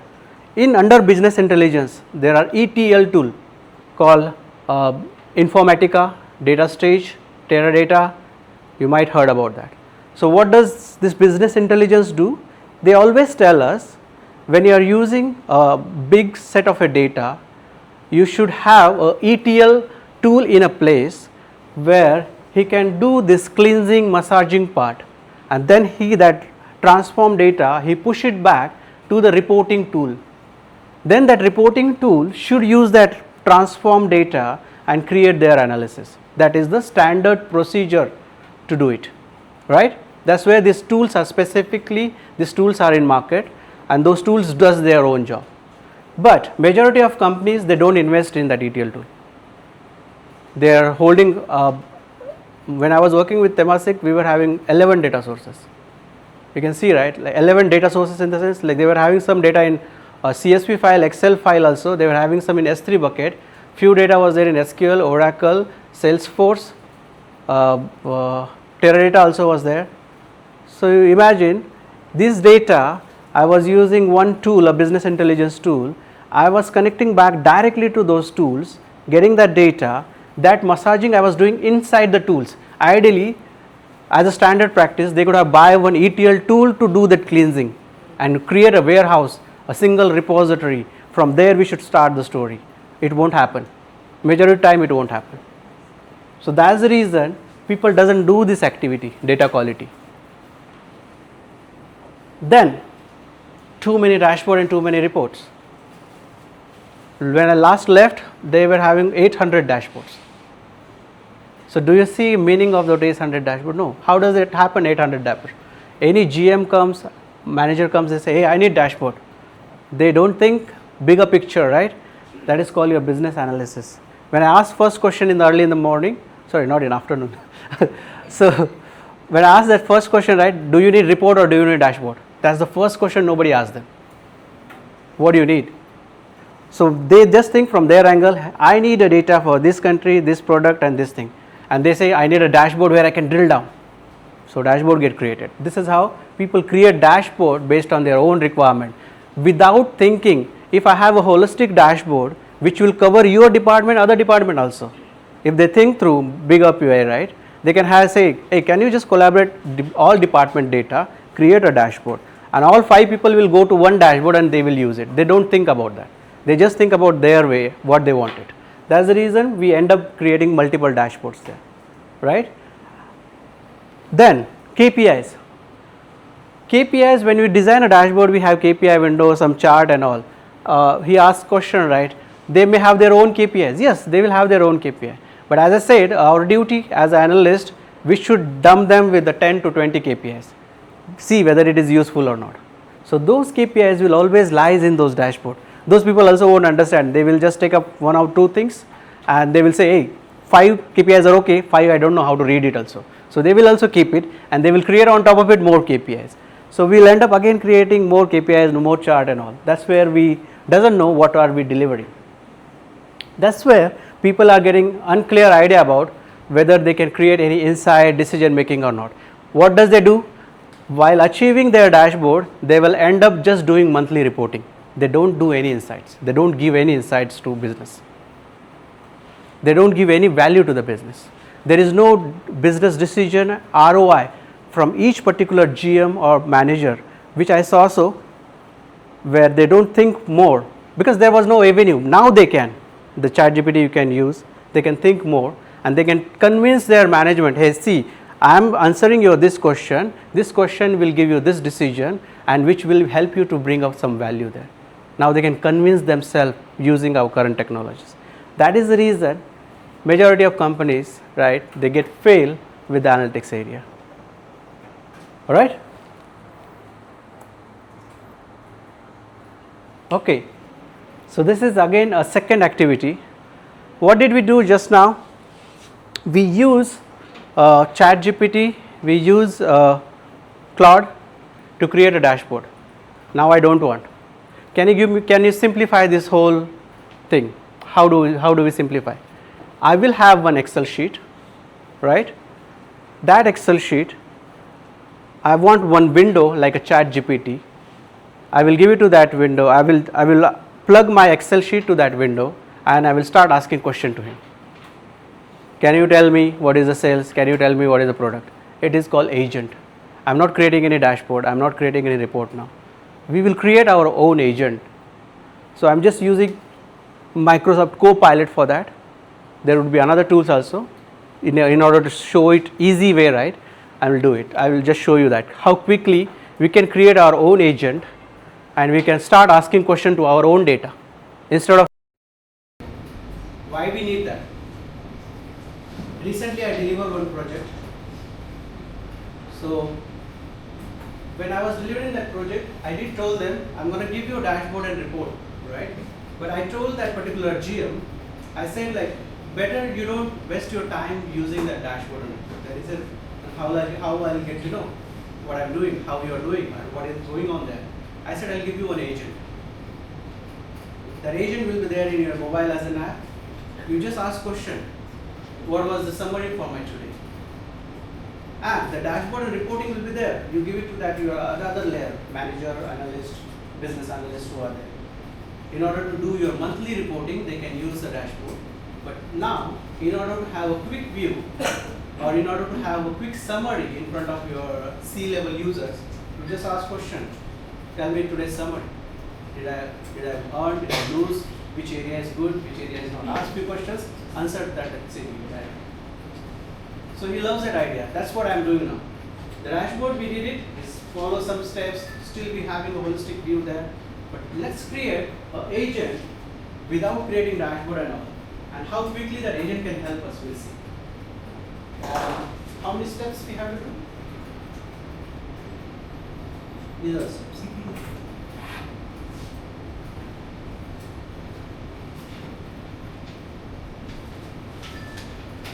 Okay, so first this is the URL, Microsoft Dataset download.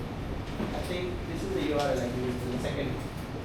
You go to this website and download one data. What I'm doing here, I'm giving you a generic data which is available. I'm not using any data set which I have it. So we'll just download this data from the Microsoft website.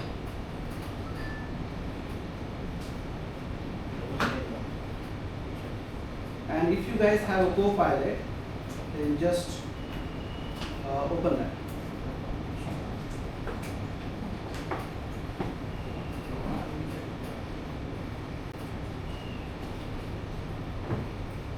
Alright? That's that. So what I do, copy this, I'll go to the website and download it. Okay, this is the website. You have to just scroll further down. See, use a sample file, data table, and download files and all. See documentation. Download the financial data sample. You have to scroll a little further at the end. You will have this file. Okay. Again, as I said, this is an example where online some data is available. I'm extracting. You think from your angle, if you have an Excel file, can I create agent on it? Right? Think in that way. So I'll just open this. It will again give me some data directly somewhere. Then I will just say, here. Can you just download this data? Download. Okay, we got the data. Here is the financial sample. If I just open, see the data there. Now at this stage, as we were learning how to do data analysis, right? Looking at the data, start triggering these questions.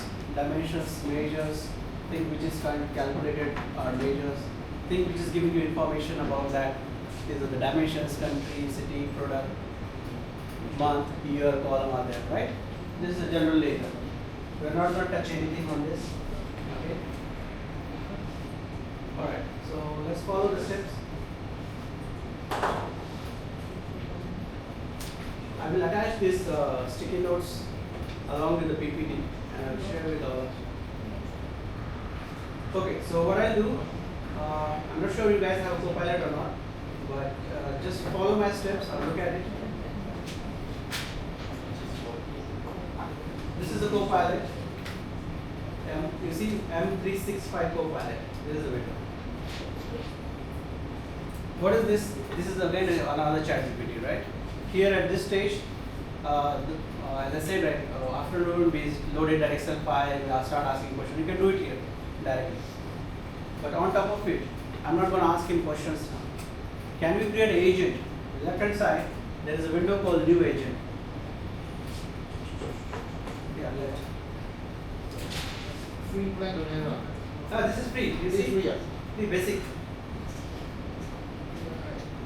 You see here my login basic. I didn't pay anything. Cloud also I didn't pay anything. Alright, so what I do, my first step, new agent.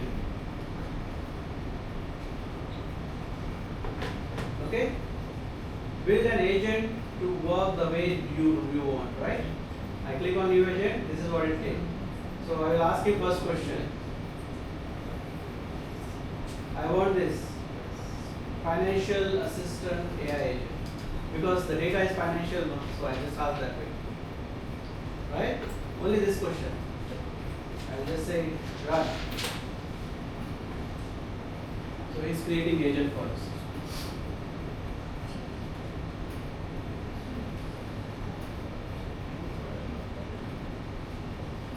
We are not creating in dashboard, right? We'll just create one agent and we'll start asking questions. Here you go. When he create an agent, he will ask certain questions. Purpose of that, general guidelines, skill set or something. So first thing first, I like the name, what I want. If this particular information he doesn't like it, you change it. This is just an objective of that particular agent. Then the logo, I didn't like it. I will go here logo. I just click on this logo, upload. I'll go back to select my files from this Equinet. I'll just pick up Equinet one. Apply. You see, I'm creating agent for Equinet. From that logo, just click on it. Just here, the logo, click on it. You generate, browse, and upload. I said upload. Then I click here. I went to my file location and I picked up. Okay? So you see, I have nice logo, I have label, I have objective as well. Now, I'll do a slight changes in this area. Purpose. It says provide, when I say financial insight assistant, right? Copilot himself, he created these stories. Okay, you're talking about finance, then he's created the purpose. Provide a user clear actionable financial insight based on that. Okay, you don't like it, you go change it. I have created my own purpose and just copy my purpose and plug it there. Just change this. Okay. So this is my own purpose. Am I doing any coding? No. Okay. Then I go further down. General guidelines. Try to read the general guidelines. Communicate findings in concise and professional tone. Okay, do it. Summarize trend, highlights key takeaway. Do it. Skills. Analyze financial report and data set. Okay, good. Step-by-step instructions. When the user asks some questions, give them step-by-step instructions. I'm not going to make any changes. Error handling. Can I do some change here? I will say error handling. If you see my language right now, I'm doing very simple language. Whatever I know, I just writing down. If any questions out of our financial data set, then ask user to reach out. It's like I'm just creating hypothetical. sgg.gmail.com. It's like few people do, right? Like if you're not able to reach out, go to our team or something. It's just I'm keeping one more error. Do we need to do that? Is it compulsory? No. It's just hypothetically I'm putting one error. Am I missing something? Okay. That's it. So we are done with purpose, general guidelines, skills. I didn't do any change, no change. This one also is not compulsory. I just kept it. These all things closing, everything. So if you scroll further down, this is called a knowledge base. When you ask a question to ChatGPT, what does ChatGPT do? There is a knowledge base model behind it. He will try to understand which question you are asking. If you are asking about traveling, he will try to get that knowledge from traveling section. He will give it to you. If you are asking about game, any sports, he will give you that section, he will go back to that section, give you that. That is called knowledge base. When you create your own agent, you are asking create my own agent. What is the knowledge for that agent? My finance data, which I have it. The Excel file which I downloaded. Okay, as I have a basic module here, basic. Ideally, if you could have a premium version or something, right? So if you click over here, you will get more drop down where I can directly plug my Excel also. But as I have a basic module, what did I do? They just accept your URL now for a basic module. I just, what did I do? This file, right? Excel file which you downloaded. I plot that file into my shared drive. You see my shared drive location. This is my Google Docs. I just store that file in my shared drive because this basic module only accepts URL. Okay? So the same Excel file, I just park it in my Google Drive. This is my Google Drive location. Even though if you are using the same URL, I'm okay. My Excel file will be, my Google Drive will be always open. No need to worry. Can I ask, what is the difference between the agent and the chatbot? Yes. This agent will only answer for this data. He doesn't answer anything. But chatbot is the same one. Do those HR handbook But chatbot? okay, so as I said, right, the first example, do you remember? When you ask a question, general question to a chat GPT, it is like a generic answer, whatever they have it within their environment. But if you have one more agent on top of it, can you book my ticket? They will have one more SIA agent there. That agent will help you to understand your talk, what you are doing it, and he will help you to book. Now what are we doing? Think in such a way, you have one dashboard, finance dashboard or HR dashboard. So on that HR dashboard, how you will load that data in this ChatGPT HR dashboard? You have to download those all files, plug it and dump it. But this agent, how does it work? Now I'm showing you one Excel. Think from application perspective. You have an HR dashboard. You plug your HR dashboard URL over here. Create that agent on top of it. You don't need that. You see, sometimes you have the chatbot, right? Similar way, this is a chatbot for your own window. So the chatbot draw information from the handbook. So similarly, like how can I develop an agent and ask the agent to draw information from the Yes. handbook? Yes. So it's similar. It is similar, but it's not a generic, right? It is generic to your one window. You are just talking about your one section now. But your chat GPT is a general, which is like globally what it is available. Now your HR dashboard belongs to you, right? So if you ask same HR question to chat GPT and your agent, the answer will be different. Because your answer coming from your module and that HR answer will be coming from generic HR module. So when you have your agent and you draw information from your Google Doc. Right, that is Excel. Oh, okay. Right? So I'm just passing my Excel over here. Am I going to do any change here? No. You see, when I say finance insight assistance, right? Copilot himself, he created some FAQs. You know, FAQs we usually create, right? He created few FAQs. He said, whenever someone looked into the data and they come to my agent, can I ask these 4 questions at the beginning? Okay, you ask, can I add more questions? So you see in my text file, right? I'm not going to add everything, but I will ask I will add one more basic question. In order to show you that, you can add your own question. You see, add suggestion. So I will ask my questions. Which product is most profitable, right? And I will just park that particular title by saying, these are the questions which I just brought it. Profitability analysis.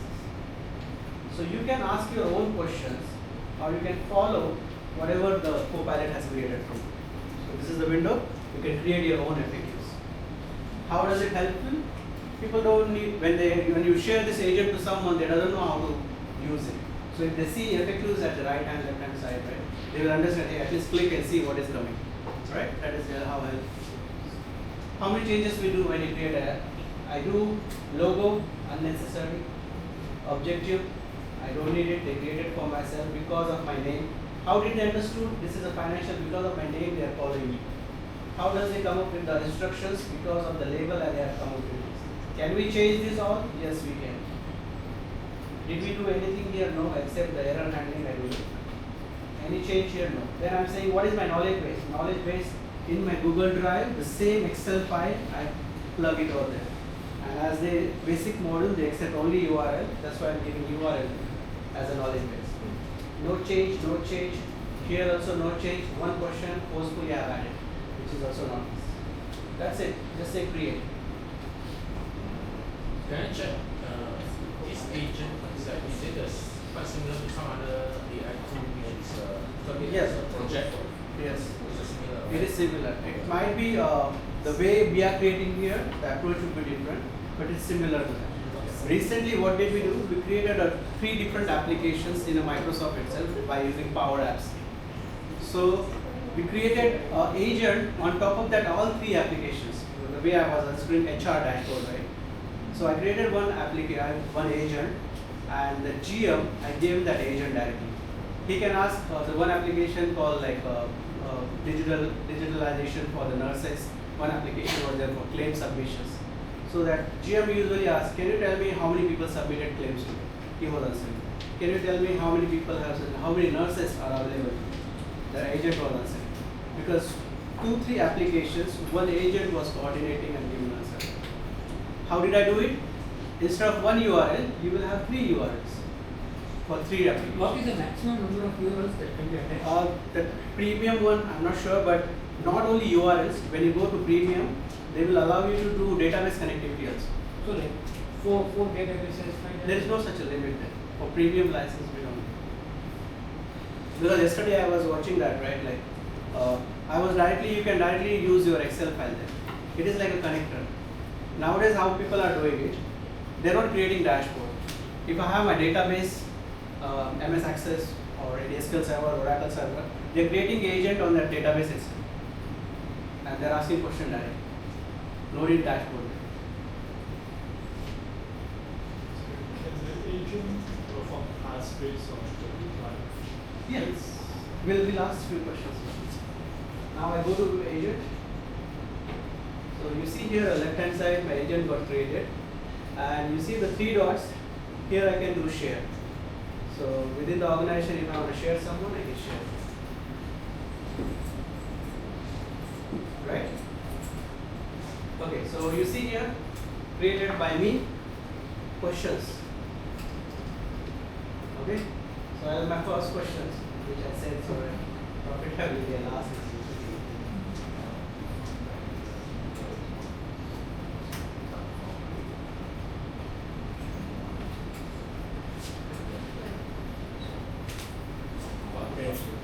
I think the data is not connected. You see here, the URL which I gave, right, it's not connected. So I'll just go back again and see what happened. Edit. You see my URL gone, I don't know.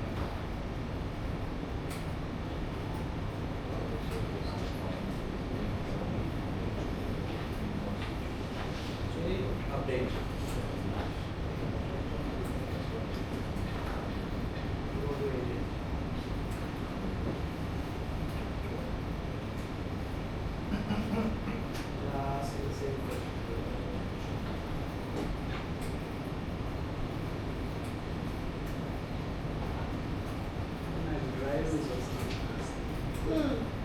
Okay. Let me check my Google Drive.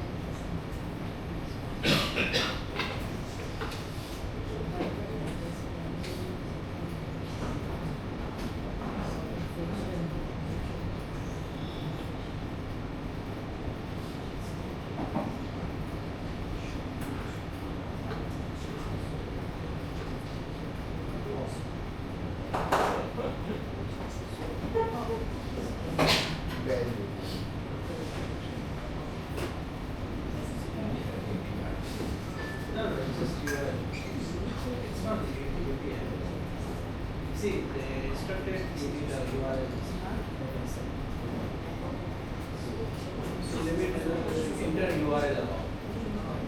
There's no API.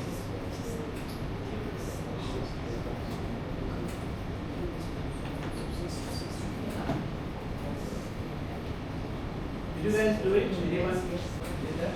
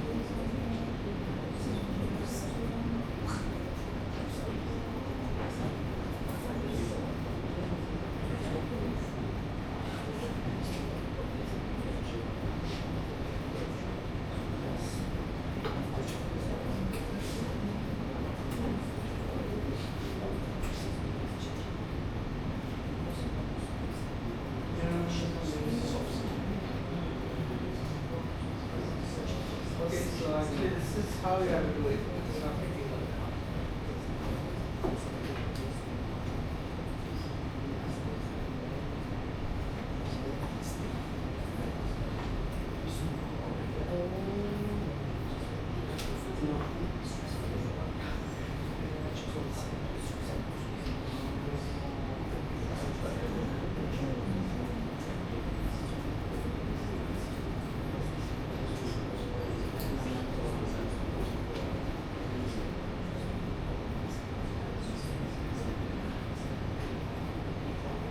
Alright, you guys can give a try.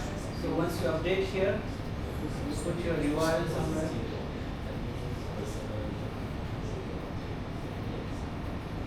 And that's it. You just go to your agent and you ask your question. Alright. Okay. Coming back. So you guys can give a try. It didn't work out. Only those steps are there. It just might be my Google Drive and it's not connecting now. So we don't need to do anything. Just ask which assistant you want. Go and plug your data. Or it might be, I'm suspecting now my basic module is there. This morning I tried. They're not allowing me to do it now. I don't know. Because Copilot, Cloud also, right, if I ask another query, he won't do it. Because he already created a dashboard. Okay, so you guys can give a try. Hope this will be helpful.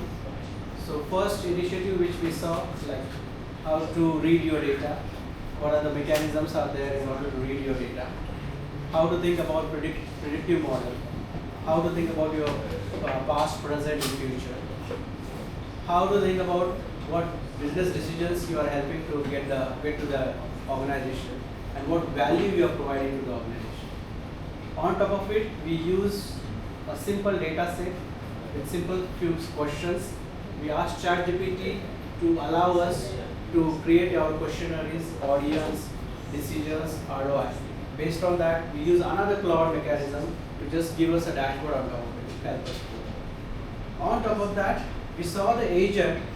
Agent will help in such a way you connect your data source directly, and you can see like this a specific agent which belongs to that particular data source. You can ask your questions here directly to that data set. You guys can give a try. Even though you have basic model, morning it worked for me because one time I will allow. If you have premium, it's well and good. You try. Alright? Any questions?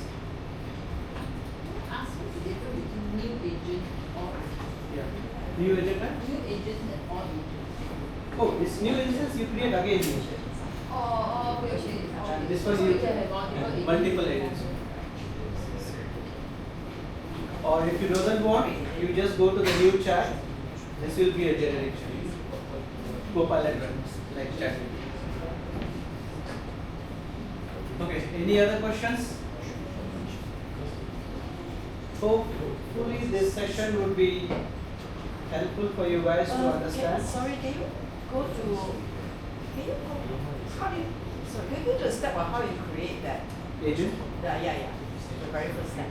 Okay, I'll just show you Because what I'm about already, that. yeah, Okay, look at left hand side. yeah. This is a co-pilot, right? New chat. This is a normal Check, co-pilot. yeah, If yes, I ask, yes. uh, They ask you what do you want to create, right? yeah. Go to new chat.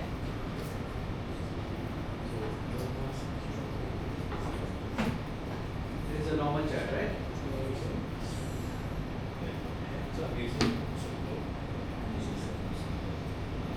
So this is new chat. Further down, there are agents. Click on the new agent. Agent, go to new chat and then after that, Scroll further down, you can see agent section. cannot. That's how. I use here an M365 Copilot. It looks right. I'm a bit confused. Is it open Copilot chat?